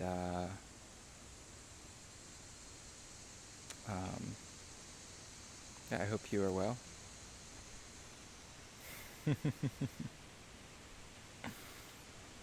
And here comes Ben. That was a very new experience for me of walking off so that I couldn't hear what you were saying, and so there existing this other relationship between you and Sam, just for like a few moments where I'm not aware of it, and then I return and jump back in.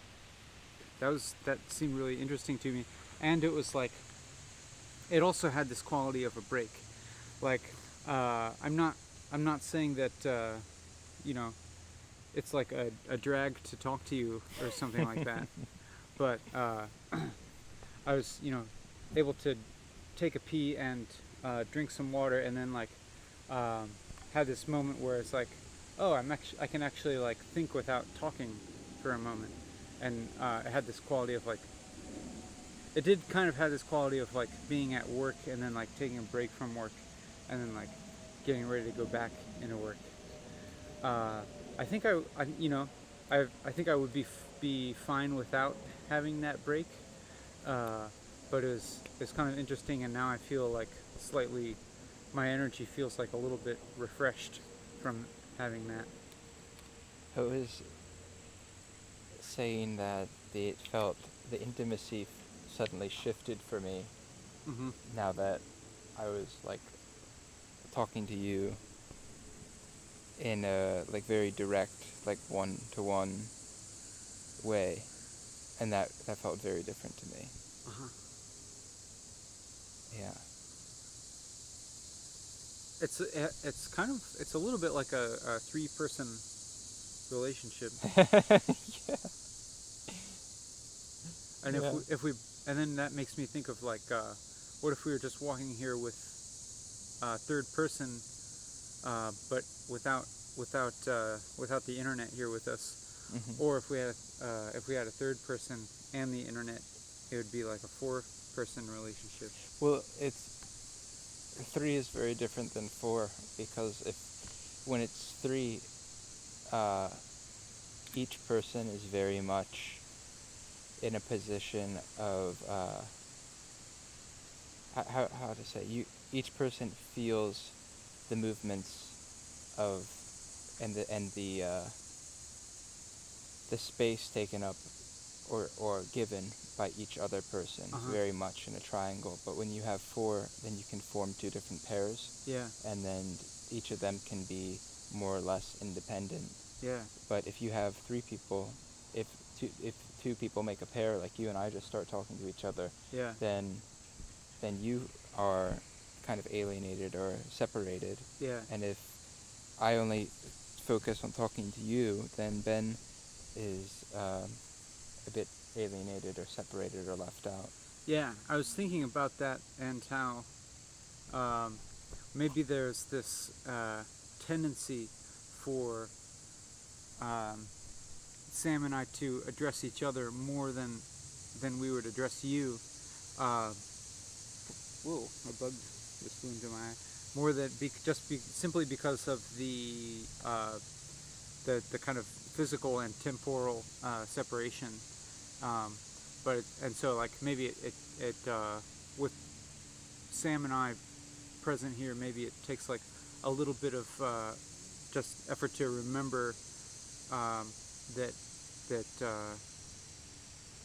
the attention to you is very important as well. I'm feeling a really interesting shift in experiencing right now, since we've brought up the idea of trio, like a three-way friendship, and how that's particularly challenging and different than a one-on-one and group of four or more. Mm-hmm. And I'm right now finding myself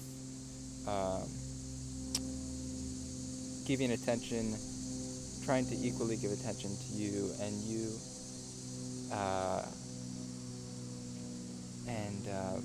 and before I'm right now I'm recognizing that before this happened, I wasn't feeling the one-on-one intimacy connection with Ben. Neither was I feeling one-on-one with you, and I also wasn't trying to share my attention with all three at the same time as much as I am now. Uh-huh. I was more, I think, in my own head, listening to what you're saying and thinking of what to say, but yeah, more in a bit of a more isolated way. Mm-hmm. And right now, even though the camera is holding the place of you right now, it feels like a more substantial presence of another being, in a way that I didn't feel so much earlier, which is pretty Mm-hmm. interesting. Yeah. I think, yeah, Sam kind of expressing that shift is also affecting my shift of experience in a similar way.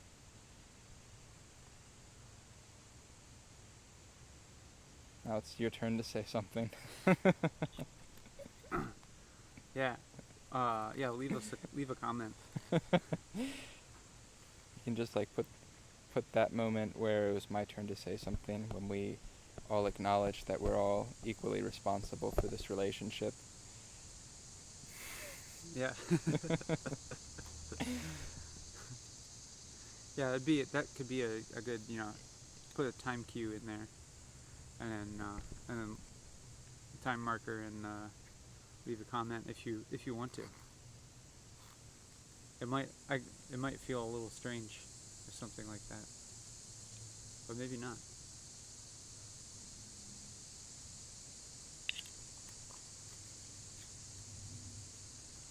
It's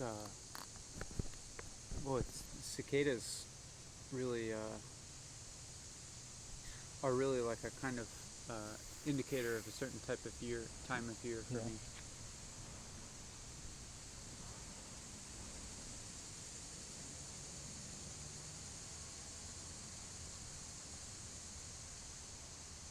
Yeah, when we began walking today, I was really enjoying this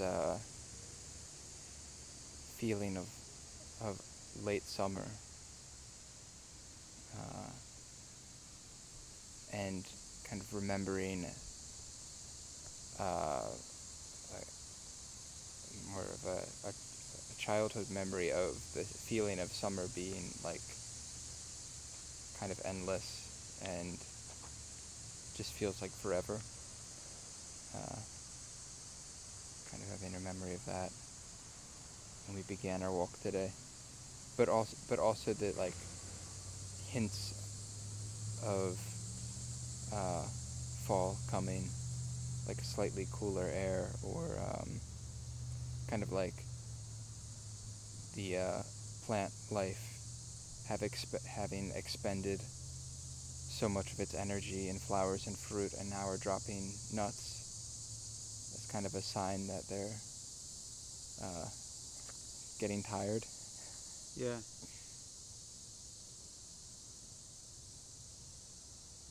Yeah, often, usually sometime in mid-August, I'll get a hint of autumn approaching and feel some kind of sense of melancholy about the summer ending. I haven't felt that so strongly yet this summer.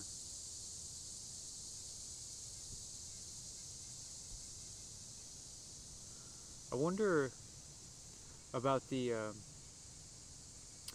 because of the because of this video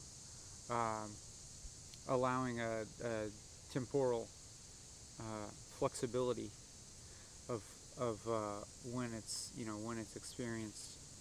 If the I wonder like about the experience of like this representation of a certain time of year, what kind of and if that's experienced in the time of year, as in like you watch this video soon after it's uploaded, how that might be different than watching the video like 4 months later when it's a very different time of year. And I think either way is fine. Like if it's a different time of year, it may call more attention to the temporal separation, and maybe call more attention to the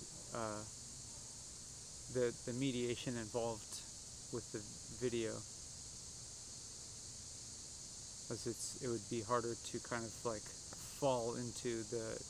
sink into the reality of being like present here, being physically present in this immediate physical surrounding that Sam and I are in.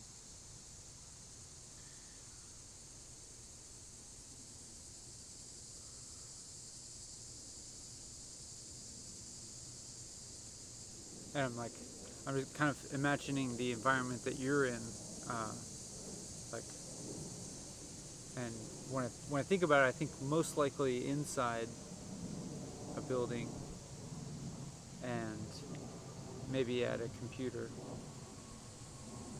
Like you could be on a phone, outside or wherever.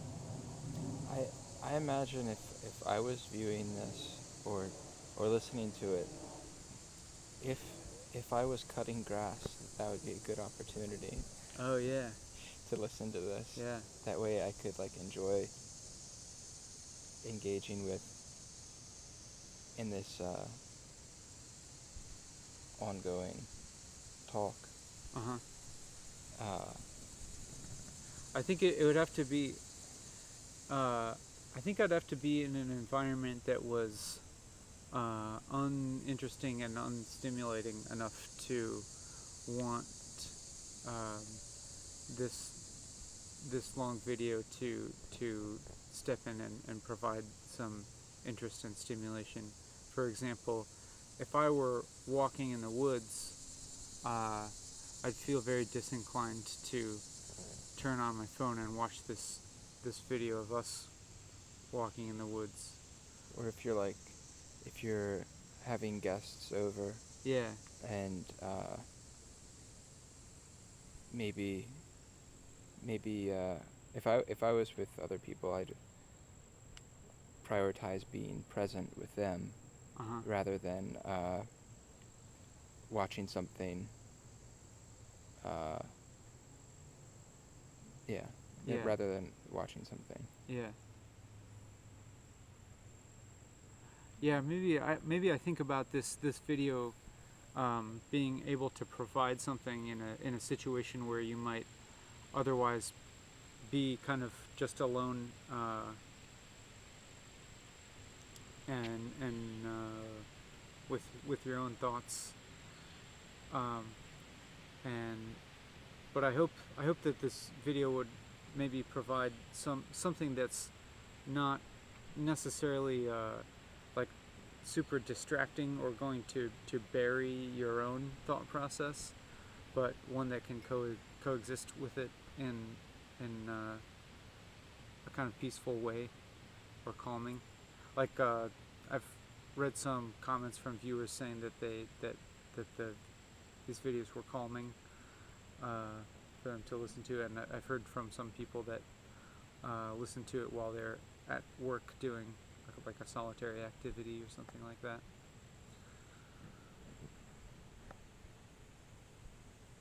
Yeah, it's interesting to hear what some of you do while watching those videos, and yeah, I wonder what you're doing now as you listen to this, and if you are listening or watching because the present situation you're in seems dull, or you're not feeling interested in what's going on around you, or maybe feeling like isolated or lonely or something. Mm-hmm. Yeah. So maybe one possible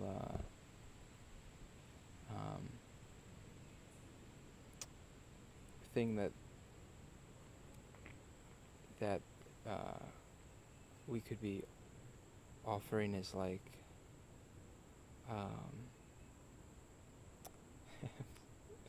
just got a little tired. Some like stimulation and connection in a moment where you're feeling disconnected and not stimulated. So if you are watching this and you are or were feeling disconnected or not stimulated, and you're starting to feel like more connected with yourself and with the world and with others, then I feel pretty satisfied with having contributed to that, or having offered that. That would be like, yeah, I'd feel good about that. But I don't know. I was gonna say, I can't imagine somebody watching this because they want to have a good time. Like,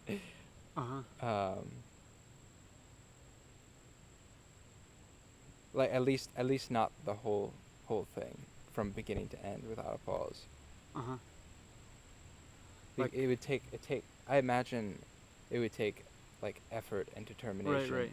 To like, all right, I'm going to get through it. Yeah. I'm gonna sit here, and even if I get bored, or even if I get hungry, or even if this or that, I'm gonna keep watching and listen to the whole thing from beginning to end.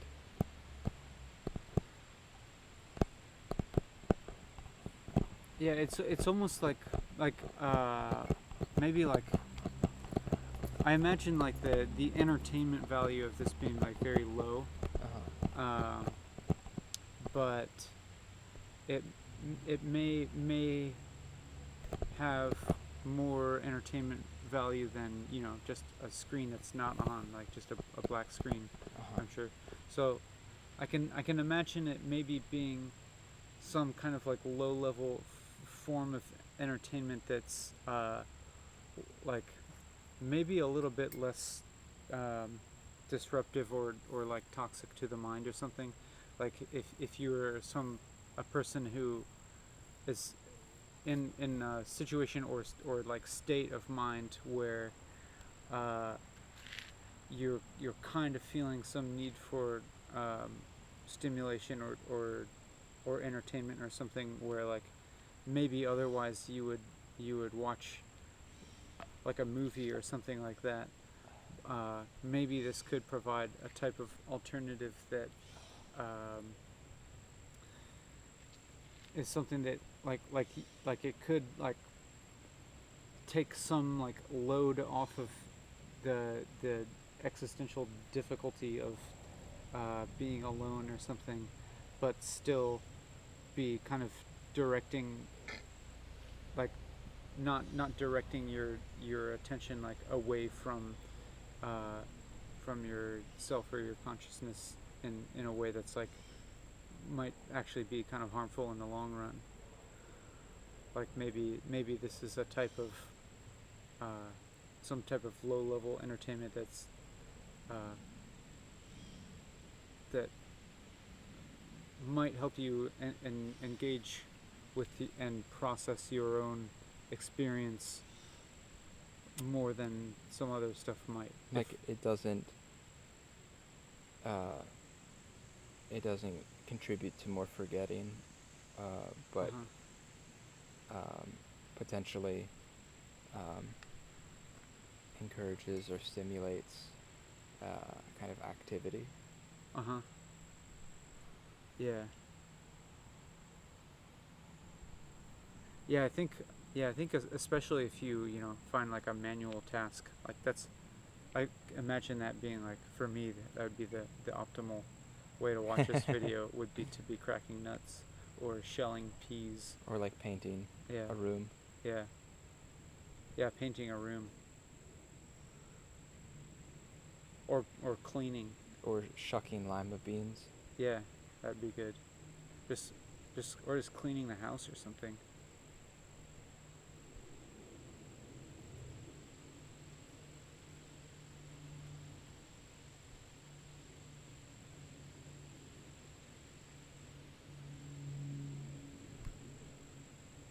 Thinking about those activities makes me feel calm.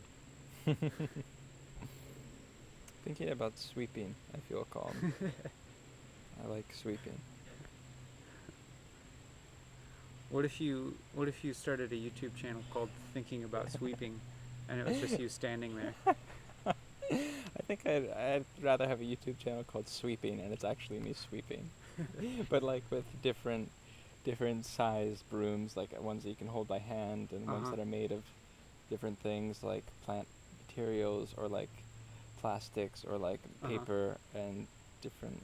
So would each video be like a slightly different variation of sweeping, where you're using in different surfaces, like a floor or a counter, or maybe even some dusting could be considered sweeping.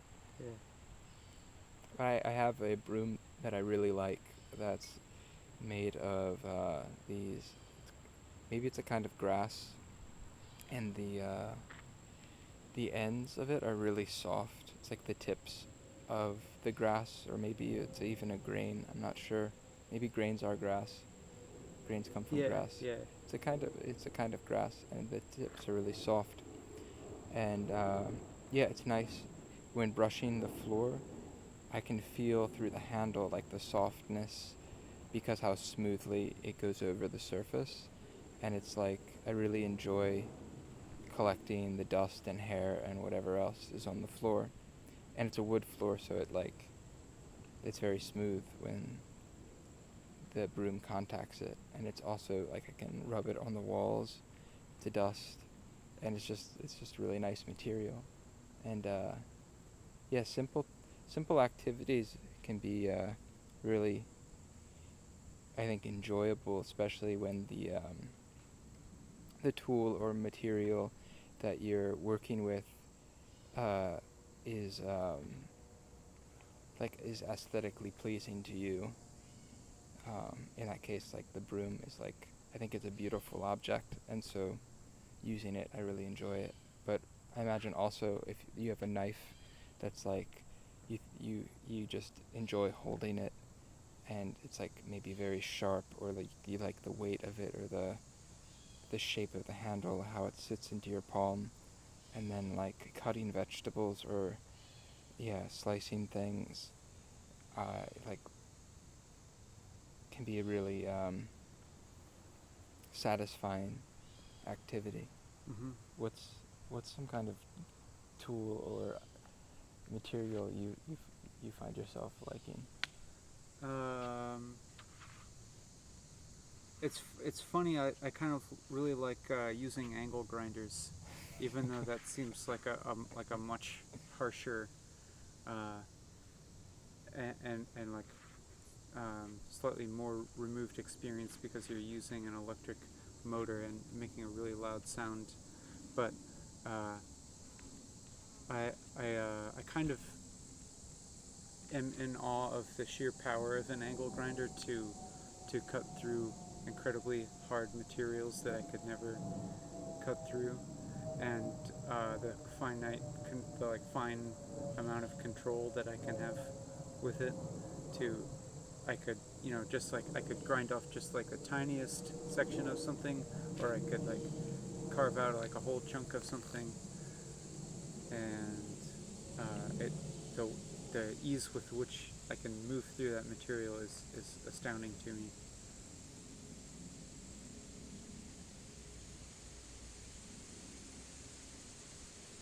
In the space between us talking, it's like the waves of the surrounding environmental noises just wash in, just like pouring.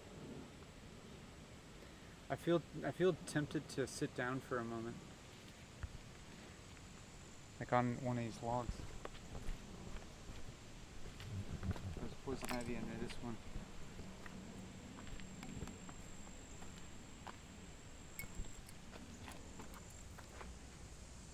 I want to sit.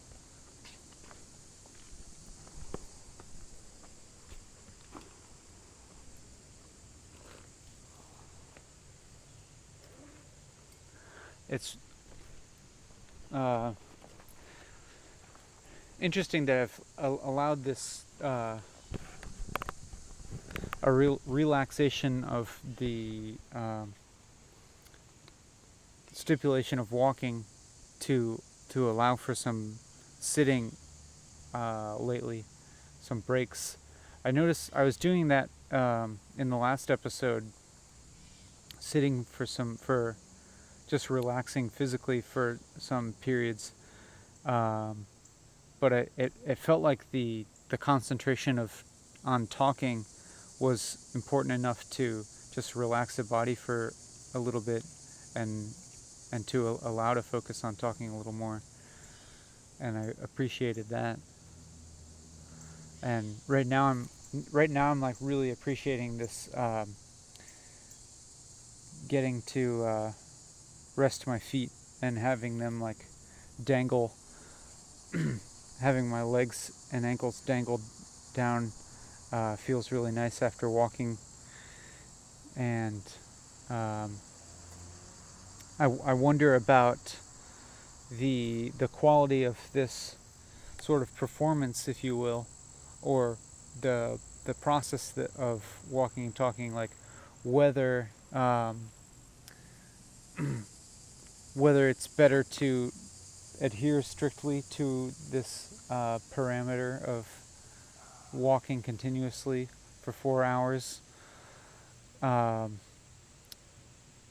or if it's like good to, just allow a slightly more a greater degree of physical comfort during the performance, as we're doing right now. Like, the question, it begs the question, like, how much should we be striving, and how much should we be feeling discomfort, and why? Is there a purpose to imposing these structures that will put us through discomfort? I think there is a purpose for putting ourselves through these structures that may impose discomfort, but I guess there's this other question of, is it sometimes, could it be unnecessary or counterproductive or something? Well, counterproductive is beside the point, because it's obviously what we're doing isn't really productive in the traditional sense. Well, I for me that makes sense, because I think of, in terms of, like we were talking earlier about quality, Mm-hmm. for you, you who's watching this, like, for me, counterproductive would mean like not losing a sense of the relationship, the Mm-hmm. present relationship, and getting kind of lost or absorbed into a kind of solipsism. Uh-huh. That to me seems like maybe counterproductive. Yeah. Yeah, I think often the structures that we find ourselves in that uh, might that we might feel some discomfort within are often have a function of relating to other people in the world. Like, for example, like a work schedule where one day I might really not feel like going into work, but because of this schedule that's imposed, I'll go anyways. And it's that schedule allows other people to coordinate, and just allows the interaction to take place that has a good effect overall, or some kind of beneficial effect overall, ideally. And that allows us to avoid simply like I think like without that structure, and I'm simply always indulging the impulse of whatever I feel like doing at the moment, there could be lost some greater benefit that is only possible by going against what I might immediately feel like. And so I'm just kind of thinking about that with walking and talking, like the what is the walking part useful. I think we've already kind of addressed the talking stipulation to a satisfactory degree, but the walking part, I think that the walking contributes it affects my mood and my energy in a way, and it maintains a certain rhythm, and like relates to my rhythm of thinking, and maintains a certain pace or something. I wonder if walking also affects the ideas and the flow or series of ideas versus sitting and also being more sort of sitting on one idea and feeling it out or unpacking it more or more thoroughly. That's an interesting question. And I wonder if for you if it seems like that, like since we've been hanging out in this area and also been sitting, if it seems like there's been a change in the way that that we're talking, and in the direction and unfurling of the thoughts. And I wonder if what the difference is, if there is a difference, what it's like for you.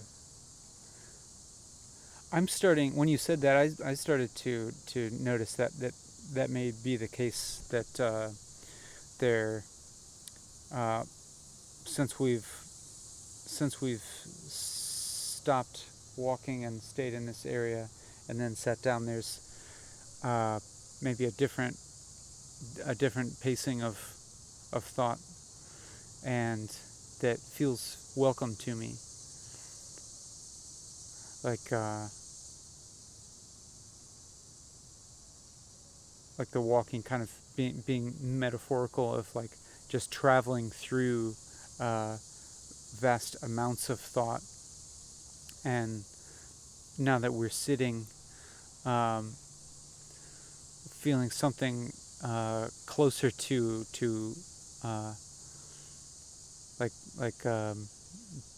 digging into an almost like stasis of thought, or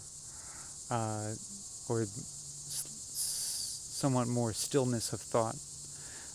As I like just now, as I was saying that, I suddenly had one of these experiences of of just suddenly becoming aware of the sound of my own voice, like in my head, and more intensely than I think I have so far in this episode, and a stronger like sense of stillness than I've had so far in this episode, and like just now I kind of straightened out my back, and I hadn't been I had maybe been less aware of my own posture, and now I'm like doing the unfurrowing of my brow because I noticed my brow getting furrowed, and so I'm unfurrowing it and doing it on screen, no less. As we're talking about how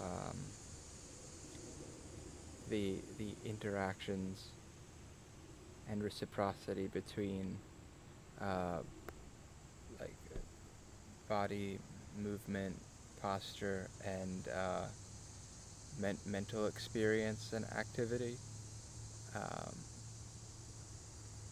like how do I think when I'm walking? How do I think when I'm running? How do I think when I'm sitting? And how do I sit when I'm thinking a lot? Or how do I walk when I'm feeling anxious? Is kind of reciprocity between the two.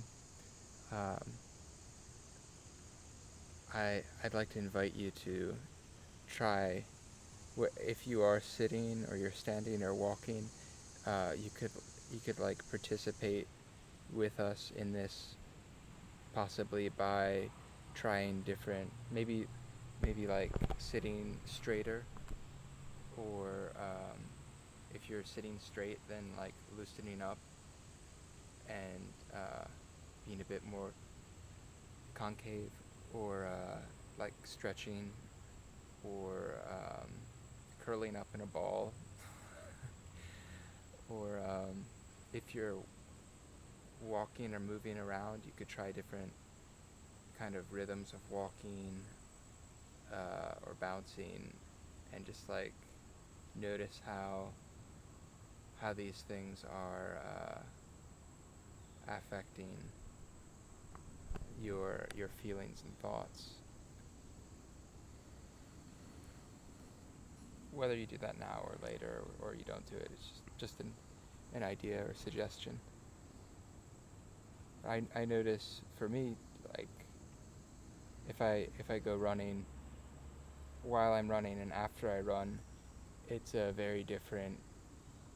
I feel very different, like emotionally, and having different thoughts and ways of thinking than I did previous to running, usually, and other different kinds of physical activities.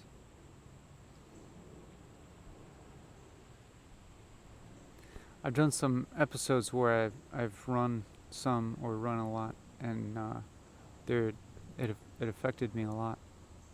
There were very different types of episodes.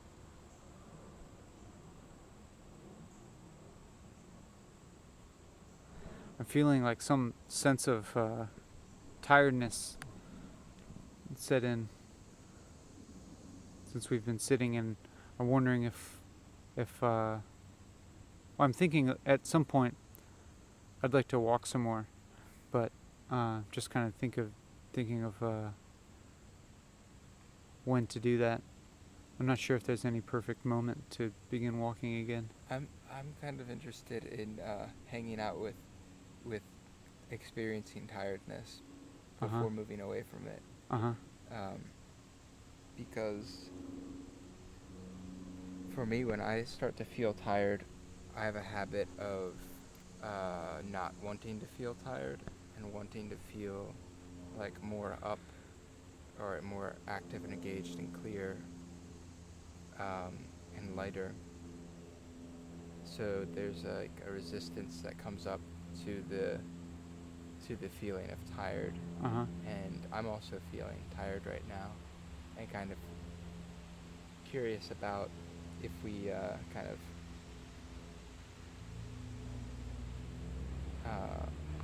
literally sit with being tired for a little bit, Uh-huh. and I'm curious what happens when there's a shift between the resistance to feeling tired, like, oh, I feel tired, I'm gonna like jump and run and get my blood flowing, Uh-huh. versus like observing it or watching it, and once that there's like a change that happens where, like, if you're looking at tiredness, is the thing that's looking at the tiredness tired if it's looking at it? Do you know what I mean? Yeah. I think there's the third option of just going to sleep.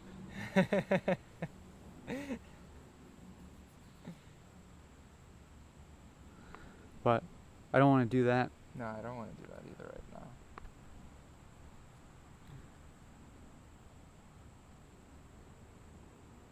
There's I heard recently this idea about tiredness.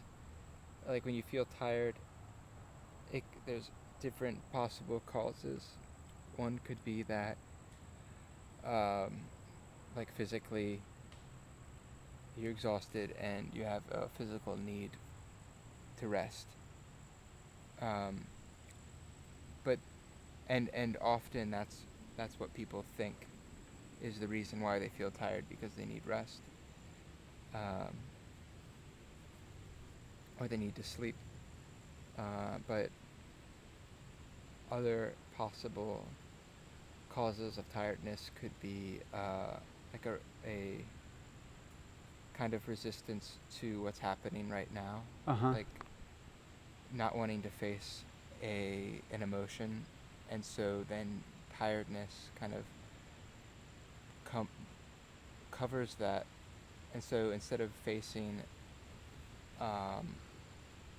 boredom or anxiety or even anger, then maybe tiredness comes up and Uh-huh. masks it, and you feel tired. Yeah. And like maybe you just feel tired or drowsy all day, and even if you sleep, you keep feeling tired. Uh-huh. And yeah, since I heard that, it's been insightful for me, because it's helped me to try to look into my tiredness when it sets in, instead of just reverting to like, oh, I need a nap, or even like, oh, I should drink some coffee and get back up. Sometimes it's more like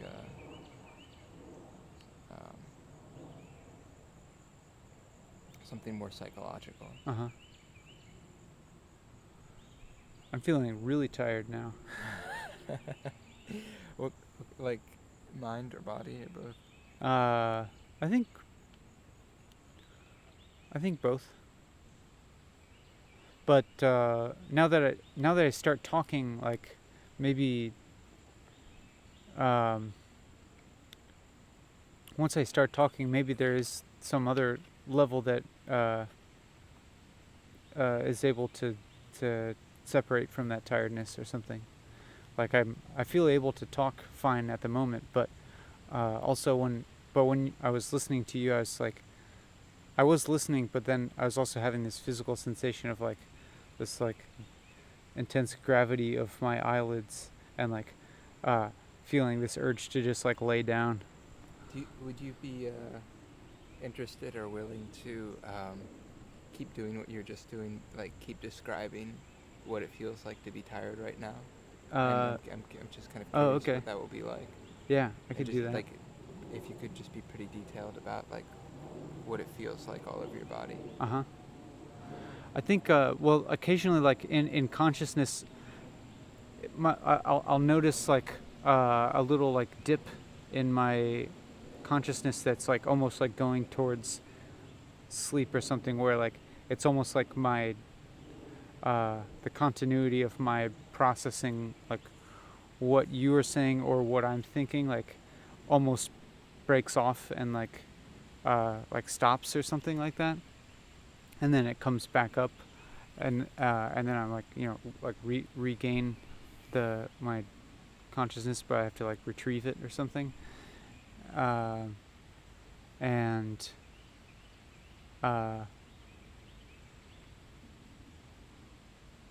then there's like the physical kind of worn outness of like that I can feel in my feet, which is almost a pleasant sensation now, in that I'm off of my feet, and so like I'm experiencing this like pleasant sensation of my feet, like I don't know, like maybe like the blood flow like returning to all of my extremities in my feet or something like that, or the relaxation of some of the muscles in my feet or something. And there's maybe kind of a laxness in my neck, or a tendency towards laxness in my neck that like wants to let my head droop down. And same with my eyelids, although not so much at the present moment, but a slight like tendency for my eyelids to want to droop down. And then some other sensation that feels like it's in my head of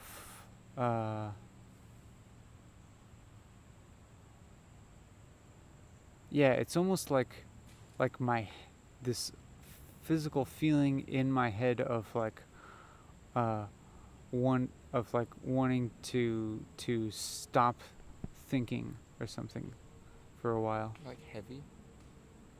Yeah. Your brain feels heavy? Yeah.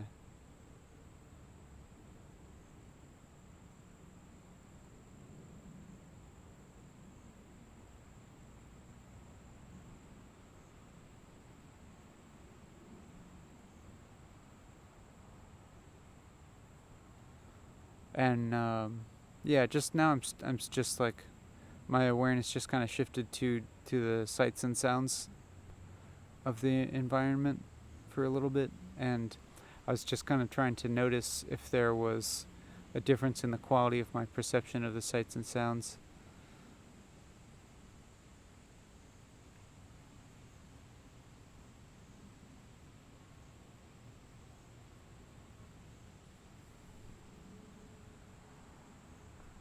I don't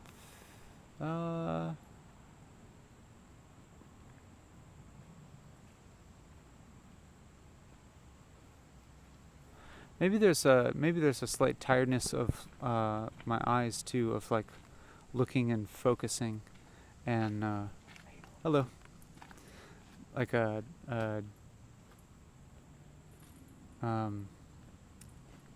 like a draw towards resting my eyes, like resting their activity of focusing and looking around.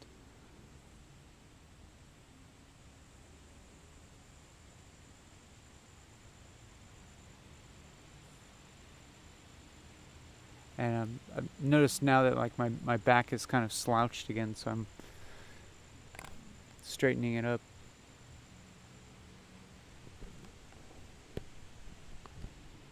And I'm just kind of turning the camera around so that the viewer can kind of get so that you can kind of get a sense of my experience of like just kind of looking around my environment and listening around.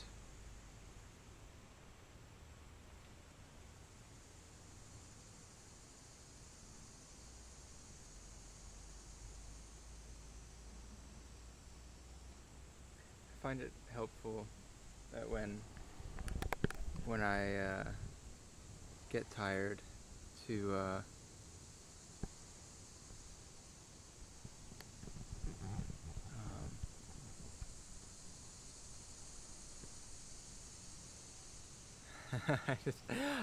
I started to say something and then I didn't really want to say it. Uh-huh. Yeah. I just had this thought of thinking about the viewer's experience in relation to which which of us is holding the camera, and I'm wondering if when I'm holding the camera, and especially if I'm pointing it outwards or at Sam, if you are tending to identify some with me as as opposed to Sam, or if Sam is the one holding the camera, then if you are identifying some with his perspective. I imagine that the talking has more Uh-huh. of a influence Uh-huh. because it's more of a sharing of your inner world, and maybe somebody's not even watching it. Yeah, that's possible.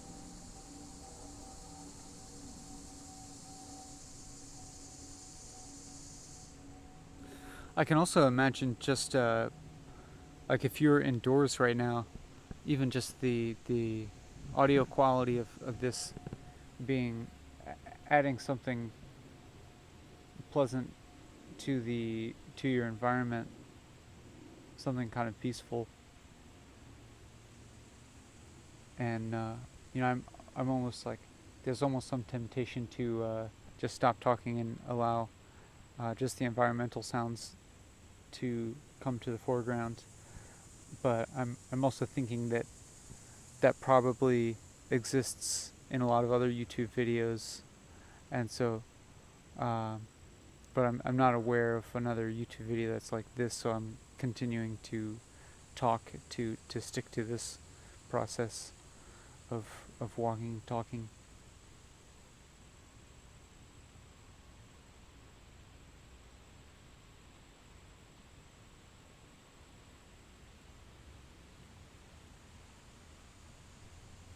But that I got there, and I think I got tired of talking or something, and then I allowed a pause to be. So you'll get a little bit of only environmental sounds, but maybe it's possible to kind of conceive of the talking here as another environmental sound, of another natural process just taking place. It's a different sort of natural process because it's one that's more closely aligned with the process that occurs in your own mind, and stimulates different areas of your mind than would just the non-human made sounds.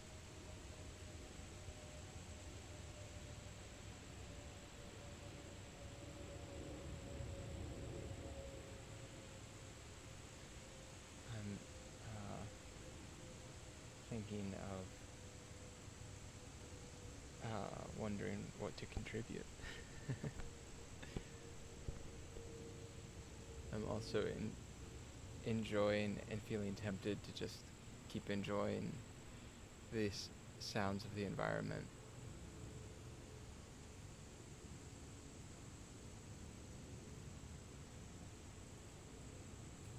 Yeah, I guess this brings in the question of whether it's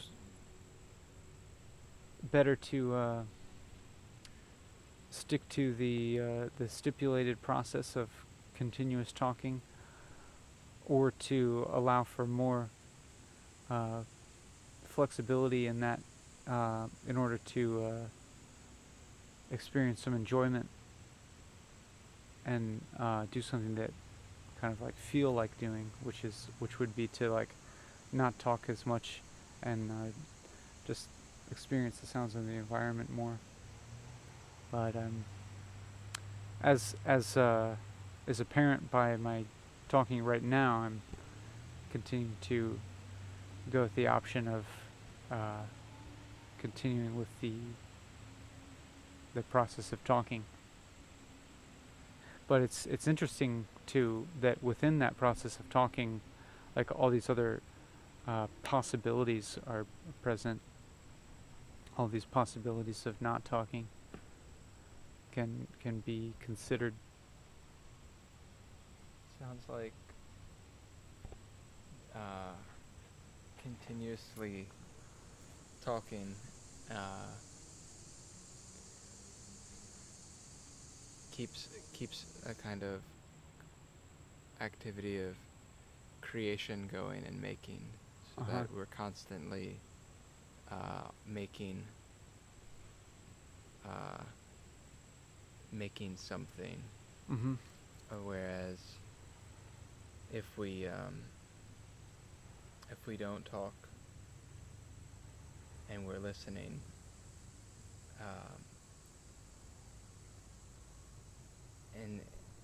in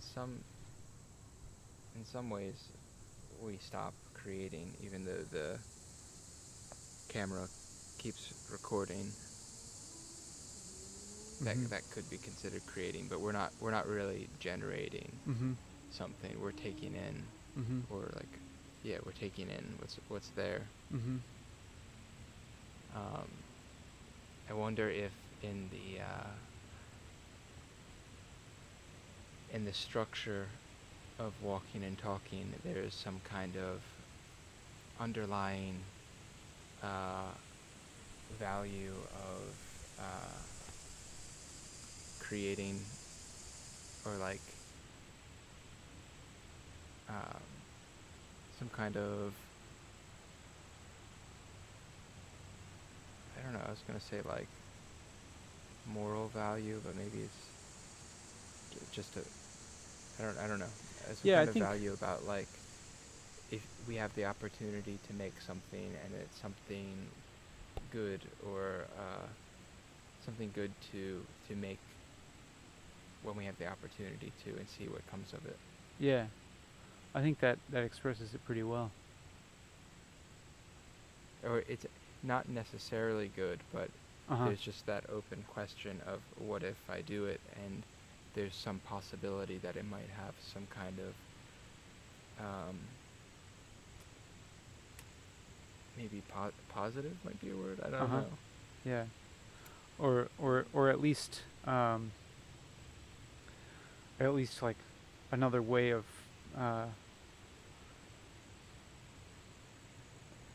another mode of interacting with the world. I guess chiefly with people, but sometimes I think about it as interacting with the internet as a somewhat larger entity in itself.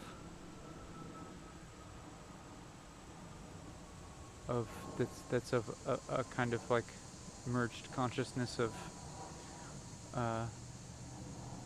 humans and technology.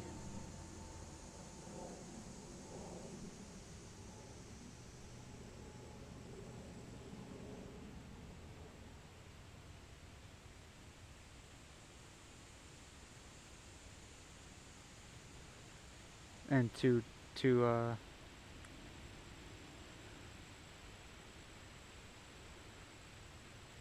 keep generating at what seems like a fairly raw level.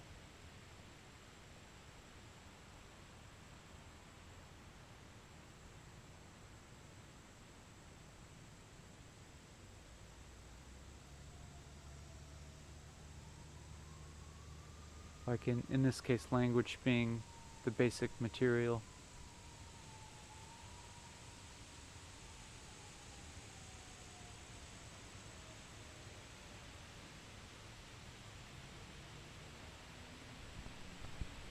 I'm enjoying the distance, sense of space here.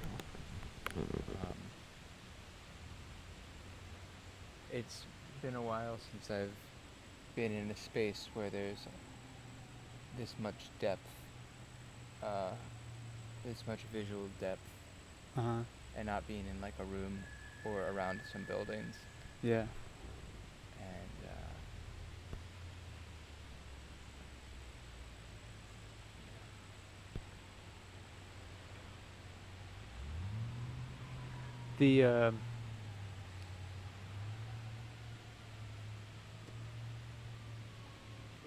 And there's it's interesting to me, the feeling connection that I get,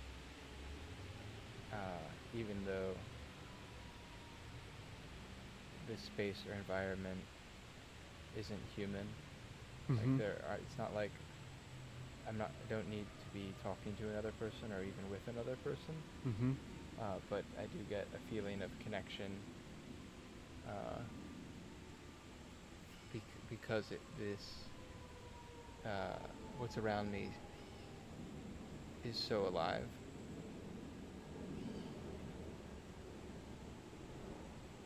Yeah. And in like, I don't know, this probably sounds pretty romantic, but like the sounds of the trees is like kind of their own conversation going on, and all the other noises.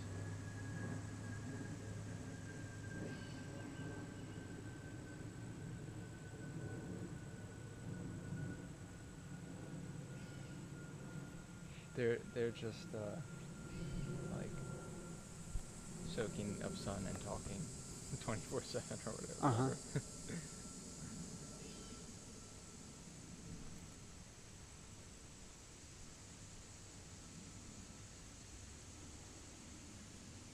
I started wondering if there was some kind of analogy to be had between like the wind moving through the trees' leaves and the sound of that being an expression of the nature of the tree, to the sound of us talking being an expression of our nature, but I didn't come to any analogy that seemed useful.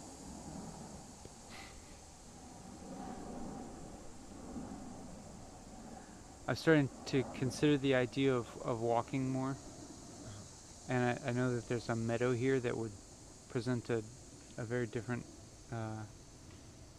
environment, but What does your body feel like now? my Does it feel different or the same as before? let me think. Let me see here.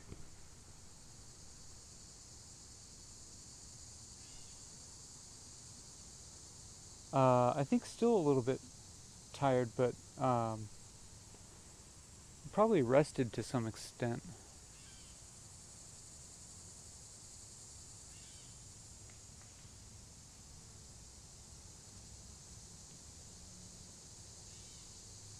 I'm listening to the cicadas, and as I notice the cicadas, and then I notice myself noticing the cicadas, and then I was wondering. Then I thought about.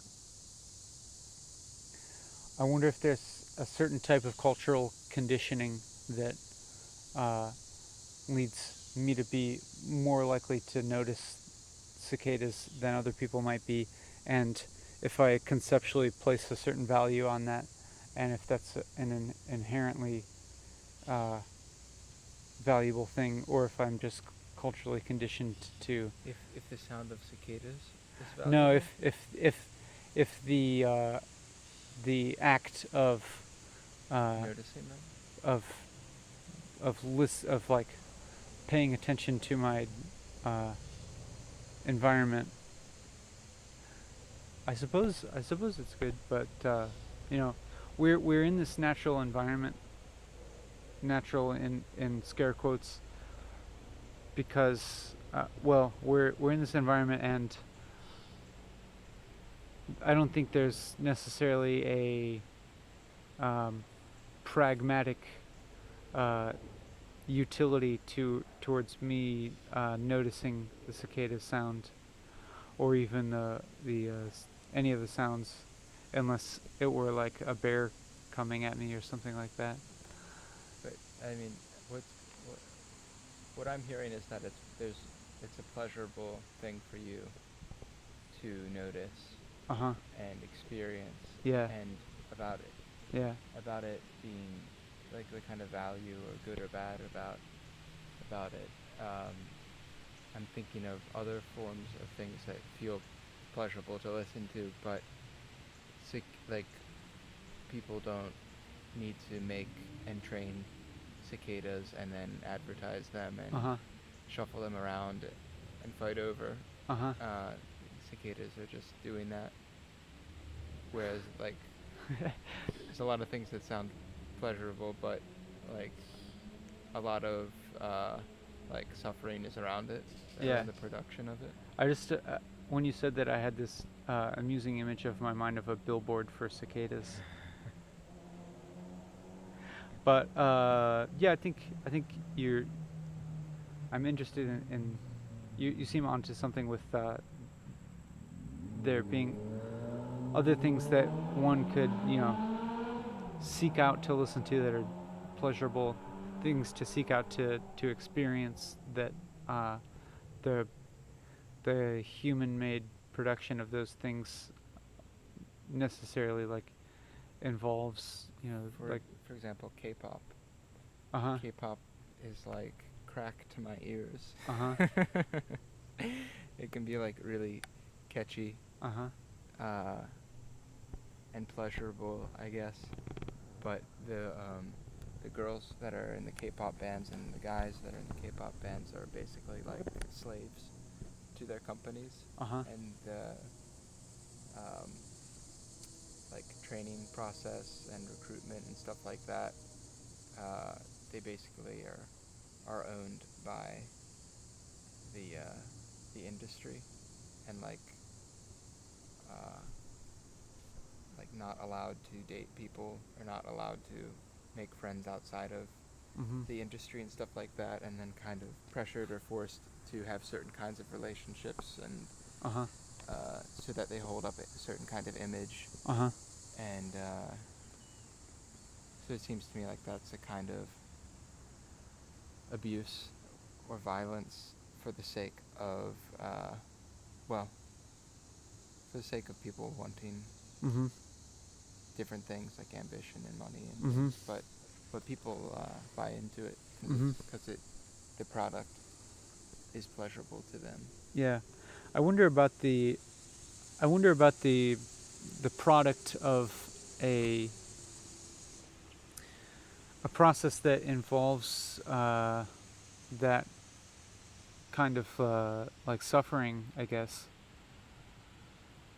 for people involved in various ways. I wonder about the product of it, like stimulating, like what kind of stimulating a certain type of desire in people that might lead towards the same type of suffering. Like for example, like the images of glamour, beauty, youth, opulence, that are extraordinarily profitable to present in media, and are desirable and like captivating to us, and like because maybe they speak to certain desires that we have. I'm wondering if they like stimulate in people like that desire in a way that like causes us suffering, or maybe causes suffering in other people when they if they're contributing us to like to behave in like competitive or cutthroat ways in order to obtain like these ends of wealth, opulence, and beauty, youth, etc. It seems to me there's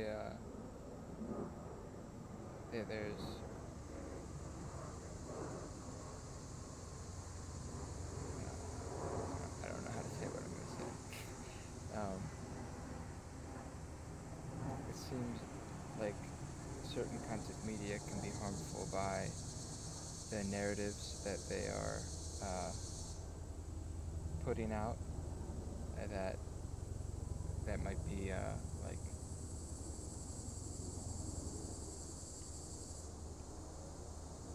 contained in like a certain aesthetic and associations made.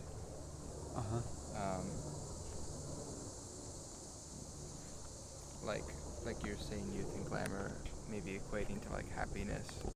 So I think that's on like a more like unconscious mental level what's going on, but I think there's also something maybe more psychosomatic that's going on that can be harmful, where it's conditioning your body to respond to certain sounds and certain images and certain ideas,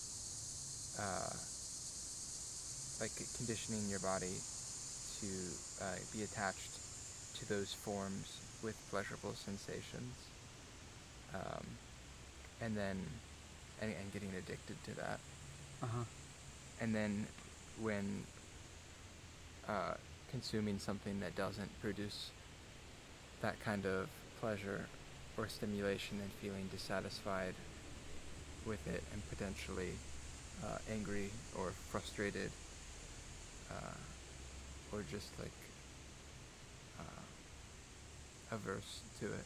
Uh-huh. I'm noticing I noticed myself like feeling interested just now in the just in the mere fact that we seem to be discussing a topic at all, and then like interested in that the topic is media, but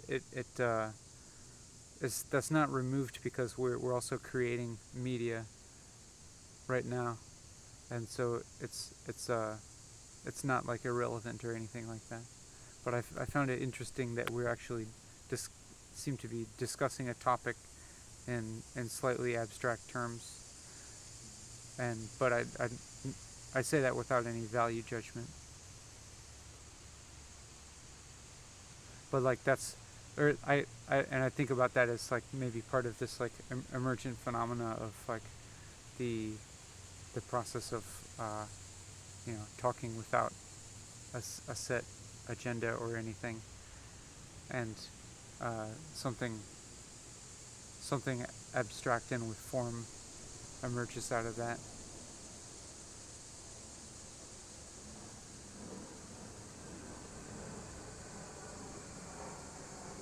I wonder if you can hear the plane that's passing above us.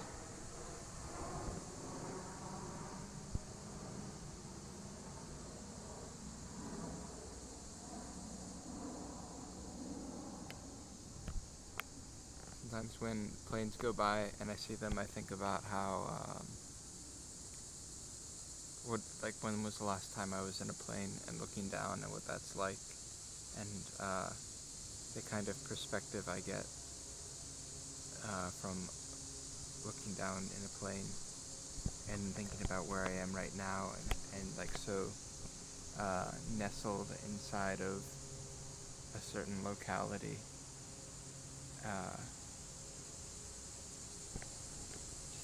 Yeah.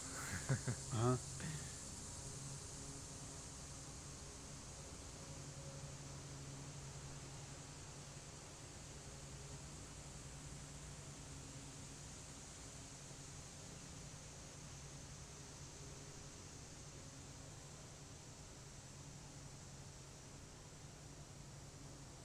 I was thinking about the view from a plane and how much of your view might be the human environment and how much of it might be the natural environment, and if there's beauty within both of those things, like flying over like the Midwest and seeing all these patterns of squares and circles of the farm fields below is always really captivating to me. And from that perspective, the human activity like begins to can resemble a natural process to me for a larger organism. All the like pattern, but also variety and complexity in the human altered landscape below. and I kind of think of it increasingly as not just human altered, but also like machine altered, like like the tractors and trucks and bulldozers and everything that is. I think those are the, like in terms of like the physical power needed to shape the actual landscape. It's machines that are doing all the work, and humans just being kind of like the nervous system involved in that. I'm wondering if animal or plant or fungus will evolve that like consumes plastics. That's an interesting question. And metal. Yeah. And cement.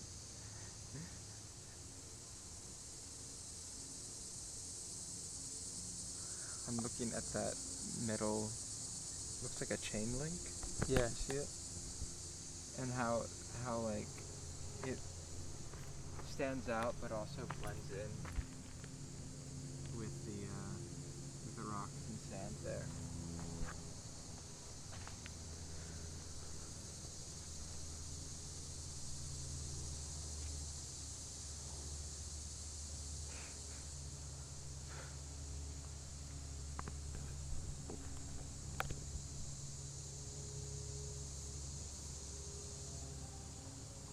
The sound of a lawnmower, it sounds like.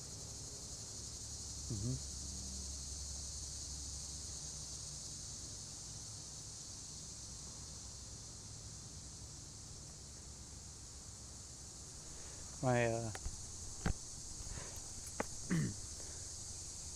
I've been noticing some kind of like perhaps discontinuity with my own thoughts, like the thoughts that are coming into my head have like in the past few minutes have seemed like not particularly responsive to the things that you have been saying, and vice versa. and I'm wondering if that has some effect, if that's affected somehow by my tiredness or my state or something like that, and sometimes feeling a desire to not say those thoughts because they seem so non sequitur to the thoughts going the previous thoughts. Wait, I didn't fully not say those thoughts. What thoughts? Like thoughts what that you're saying thoughts. Right No, now? not the ones I'm saying right now, but like some thoughts that I had while you were talking that were like pretty unrelated to what you were talking about, and wondering if I should just reveal them as a matter of course of revealing all my thoughts or not. Well, one interesting thing about that is just to see the contrast of them. Yeah. Or even like. Or maybe might actually be able to reveal some of the relationship by saying them. Yeah. And then investigating my thought process. Like one of them was, I had the thought that for a long time now, instead of walking and talking, we've been sitting and walking. No, we've been sitting and talking. And then I think maybe it was our friend Jonathan who suggested that I'd do a series called Sitting and Walking, which I thought was really funny. So that was that thought, and I guess it was. Would that be simultaneously? Yeah.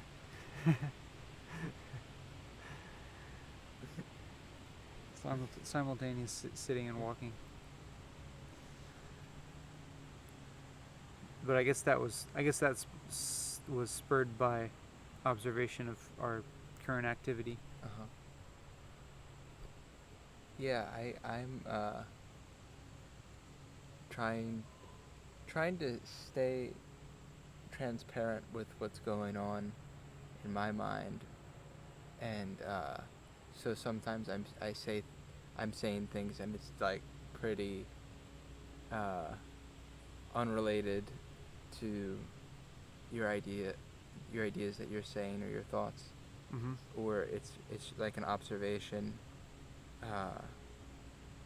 So for now, I'm kind of like, I'm okay with that happening and just seeing kind of how it goes. Mm-hmm.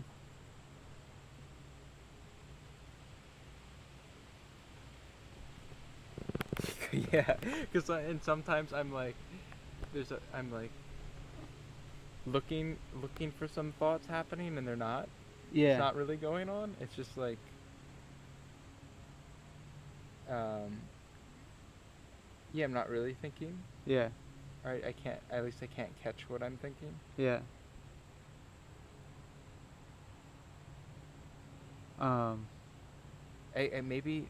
Maybe there needs to be some kind of effort to keep thinking about something. Yeah, that could be the case. And like we're also like kind of like nearing we're getting closer to the end of this 4-hour period, and I wonder if there is some element of like fatigue of thinking that could be setting in.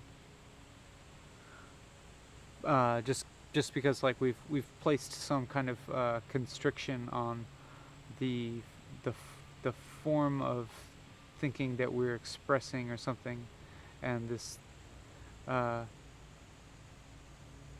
constriction of continuously talking like kind of is in some way a constriction of like the form of thought,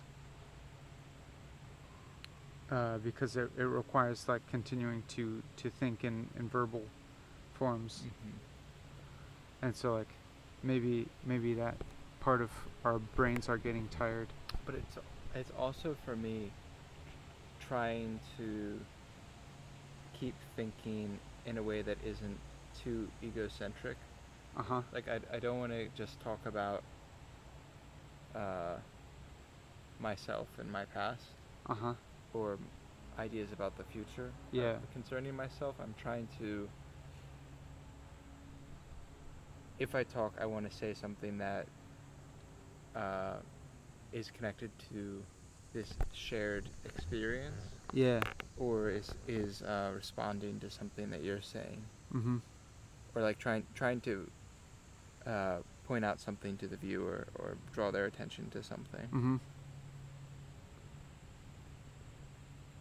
Yeah, I feel similarly. So there's some kind of like limit or like some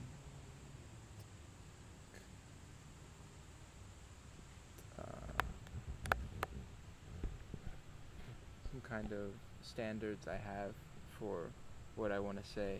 Yeah.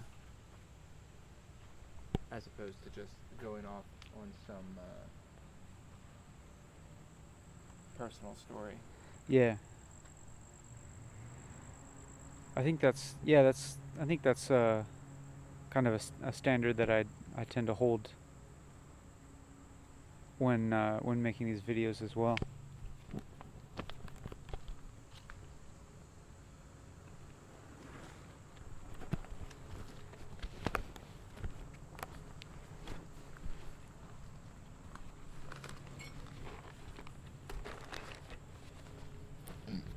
I can get this now. Okay.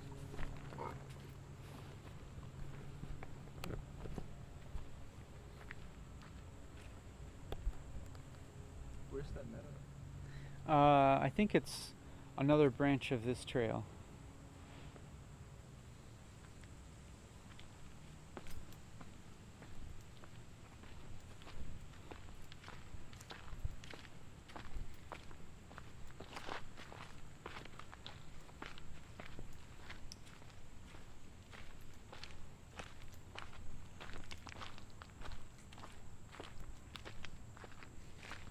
Like there are definitely things I can think of talking about that I think are valuable or important to bring awareness to. Mm-hmm. And I guess the past hour or so, I haven't been talking with that kind of intention. It's been much more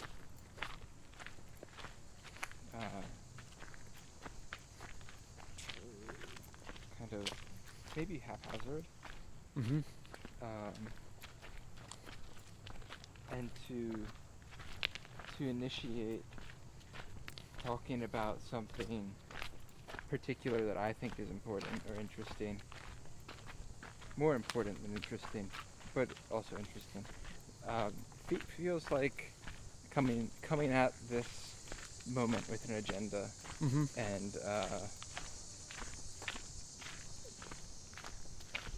And like, yeah, it also, it doesn't feel like it's naturally arising. It's more like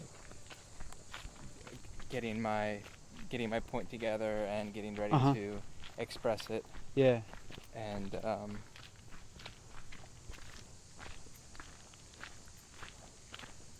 that doesn't seem to be the collective intention of what we're doing. Uh-huh.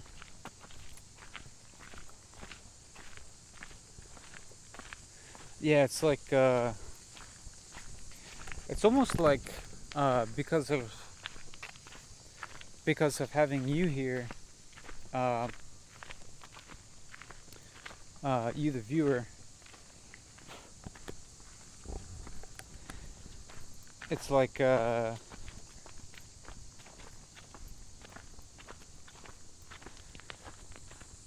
it kind of like limits the conversation towards things that are not about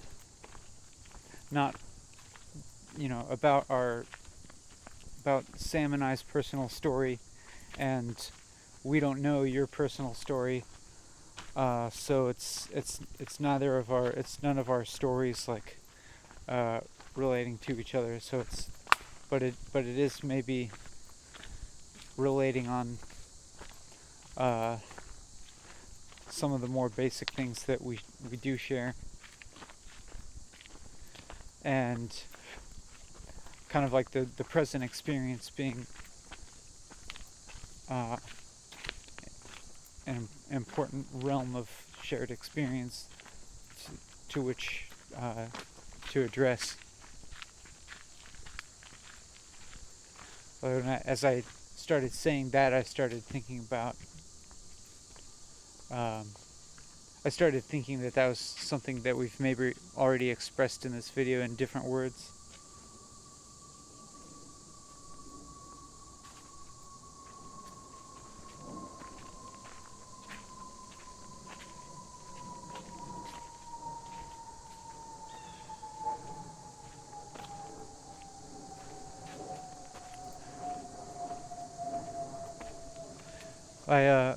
I had some thoughts just now that were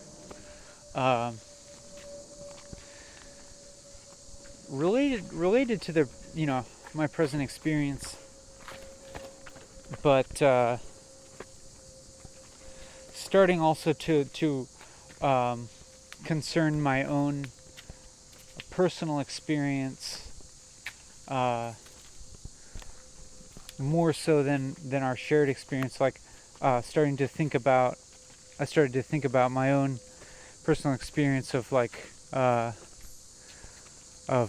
feeling a little hungry or tired or just kind of like starting to anticipate the end of this video, and started to think forward about what that will be like to turn off the video and like walk back home, and it's in some ways like kind of parting ways with you. It's definitely a closure of a intensity. Yeah. And the container will no longer be there. Mm-hmm. I wonder about if you have been with us since we started. I wonder maybe you're also feeling this expectation of the end coming. Maybe you've jumped around, or I was gonna say maybe you didn't make it this far, but if you heard me say that, you did make it this far. Yeah, or jumped ahead. Or jumped ahead, yeah. I'm feeling like very ready for the end. Really? Yeah. Oh, I'm actually, as we're talking about this, I'm feeling more engaged. Oh yeah. And like, I'm feeling. Oh, I just stepped something. I think it was horse poop. It was really big and squishy. Oh, watch out for the poison ivy, by the way.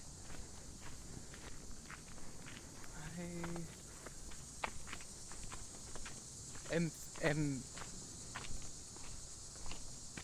curious and enjoying. Enjoying probably isn't the right word, but I feel good about what we're doing together, because the three of us, or maybe if there's more than one person watching this, whatever, we are like experiencing the changes that are happening as we keep doing this, but like the container of this experience allows us to have a more heightened awareness of the gradual changes that keep happening one after the other, like how the tensions or discomfort and interests, tiredness, hunger, all of this, like they're not constant, and they keep on having some kind of like focus in our experience, and then dissipating, and then like coming back and dissipating. And that to me is something that is that I keep appreciating about what we're doing together. Ooh,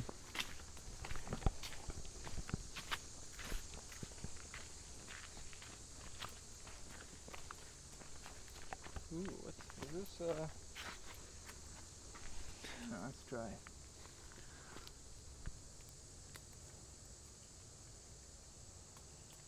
I think these are false turkey tails.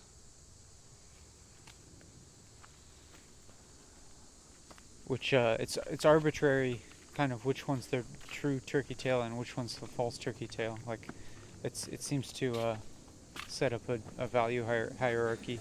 One of them being true and one of them being false. The only difference is that one of them has a rough spore surface and one of them has a smooth spore surface. You could also just as easily say that two turkey tails are false turkey tails.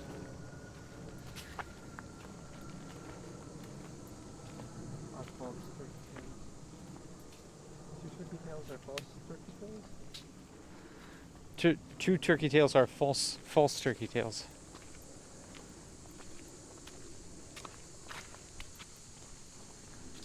And you can make tea out of both of them.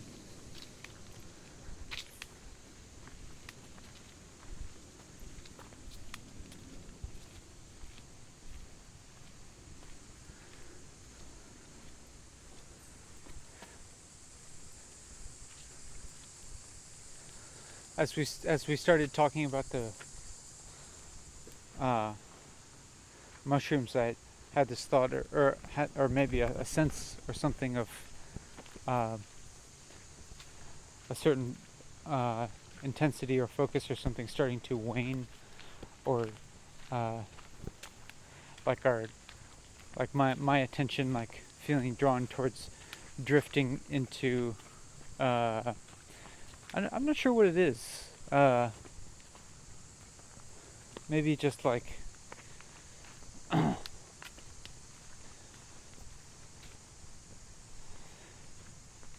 maybe wanting to, maybe a draw towards relating to this world in a more specific, like personalized sense, as being like my natural kind of like draw at this point. Is it similar to maybe how you might feel if you've been watching the video for a while and then you have this maybe a desire to get up and go outside? Would you say it's like that?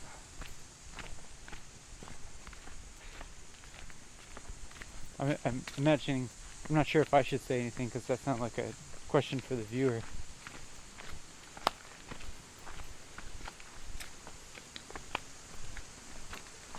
Are you asking if those a question for you, or who is the question for? But I mean, that sounded to me like a question for the viewer. And but I imagine a similar experience, like It was a question for both of you. If I've never watched back one of these videos all the way through. I didn't mean this. I didn't mean this. For a different video. In general. Yeah. Like when watching TV or like staring at a screen for a while. It's as if being engaged in a piece of media is like a if it's a channel and something slightly removed from quote unquote normal life, then I would say that I'm ready to go back to normal life.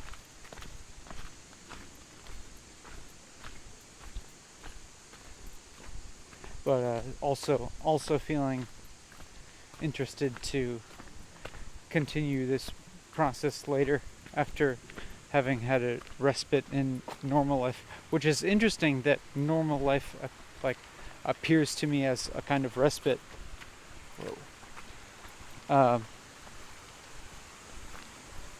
Because often if I'm in normal life, then some other channel would probably appear to me as a respite. Like, in fact, this walking and talking episode making this is like, for me, a form of a respite from normal life. Yeah, a lot of mushrooms around here. Yeah. Keep seeing different colored mushrooms. This one looks so moist. Oh yeah. Oh. Yeah. Oh wow. it's got those ridges. Yeah. I'm not sure It's what that one gooey. is.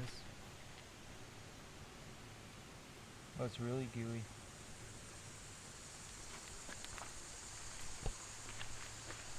There's another one.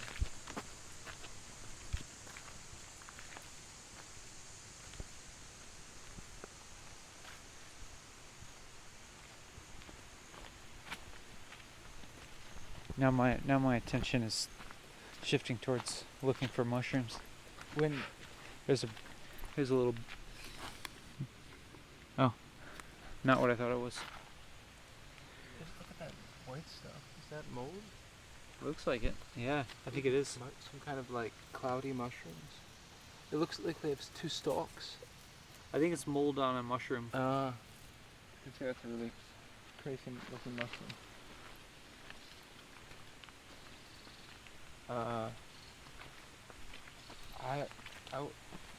I'm curious of asking you something about what you were just talking about before mushrooms.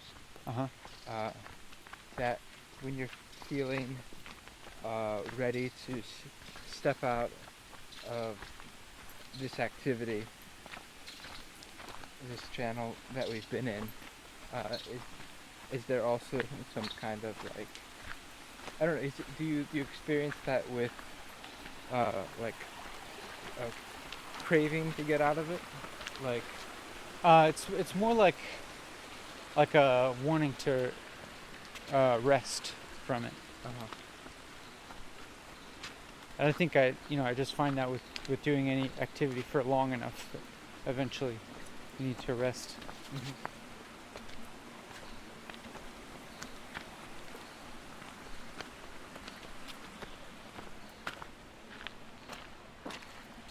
Oh, I think maybe the meadow is that way.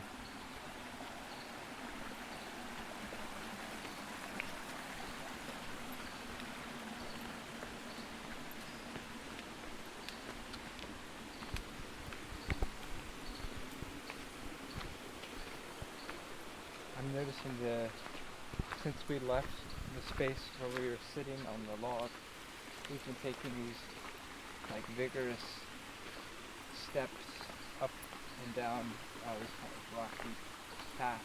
Uh-huh. And that feels refreshing for me after sitting for a while. Yeah. Like my legs feel kind of like tingling, maybe because they're getting like more circulation right now. Uh-huh.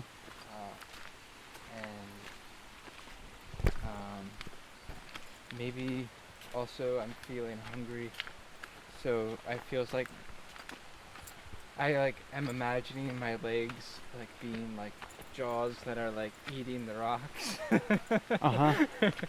I'm just like eating the path. Oh, yeah. You know, like The process of walking, like satisfying this urge to eat. yeah, it's like happening at the same time.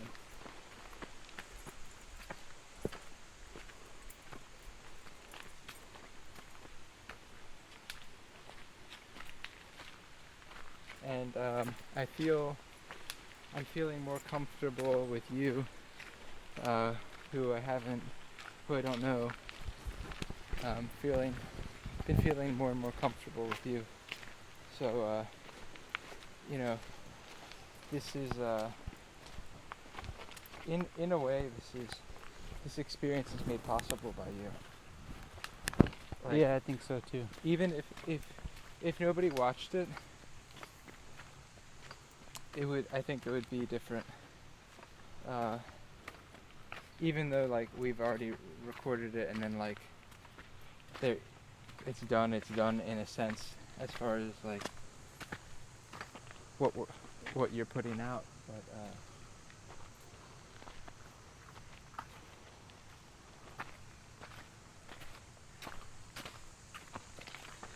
in an illogical way, I feel like your participation right now, what you're doing when you're watching it, is affecting me what I'm doing right now, even though it's what I'm doing is in the past of what you're doing. Uh-huh.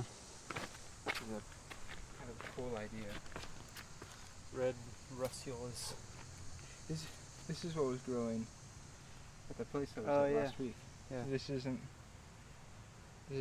that I don't think it's the amanita. oh. I think it's a russula.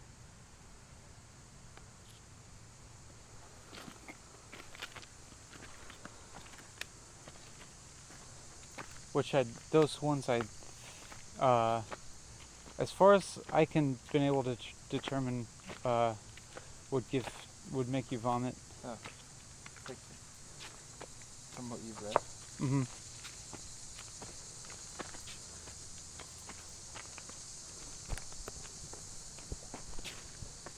Like I think in the book, it's got kind of like a rose-colored stalk, so I think it's like a rosy russula.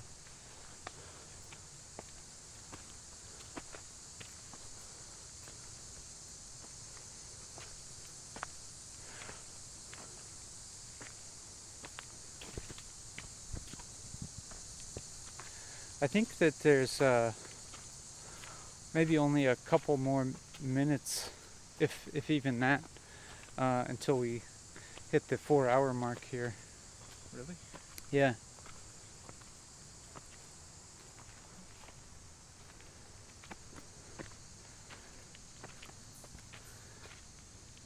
Wow. That looks like poop. Yeah, or fried chicken.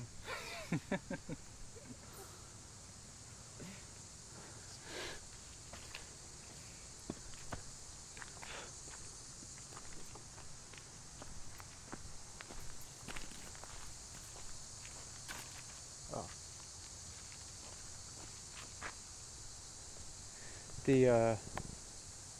I really feel my capacity for kind of like not engaging in the particulars to my locality start to wane. Like I'm feeling like this urge to like just look at mushrooms and like to go check out that meadow and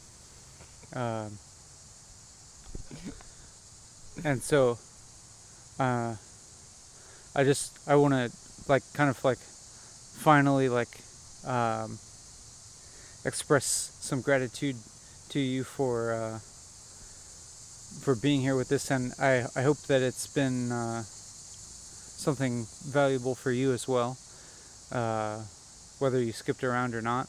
Uh, I feel I don't feel any, you know, attachment to you watching the whole thing continuously, although I can imagine that being an intense experience that would require a lot of attentional effort. Um, and um, yeah, kind of like uh, happy that we've done this, and uh, looking forward to resting this part of me now. Um, Happy to have gone on along on this journey, and thank you for being there whenever you were there, and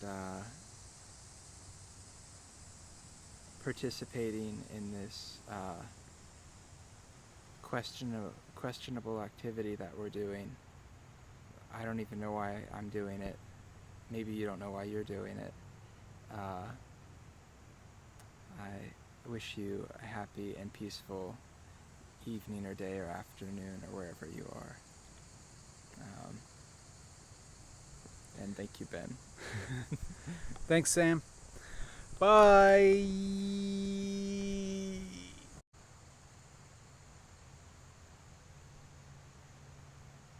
Testing, testing, testing.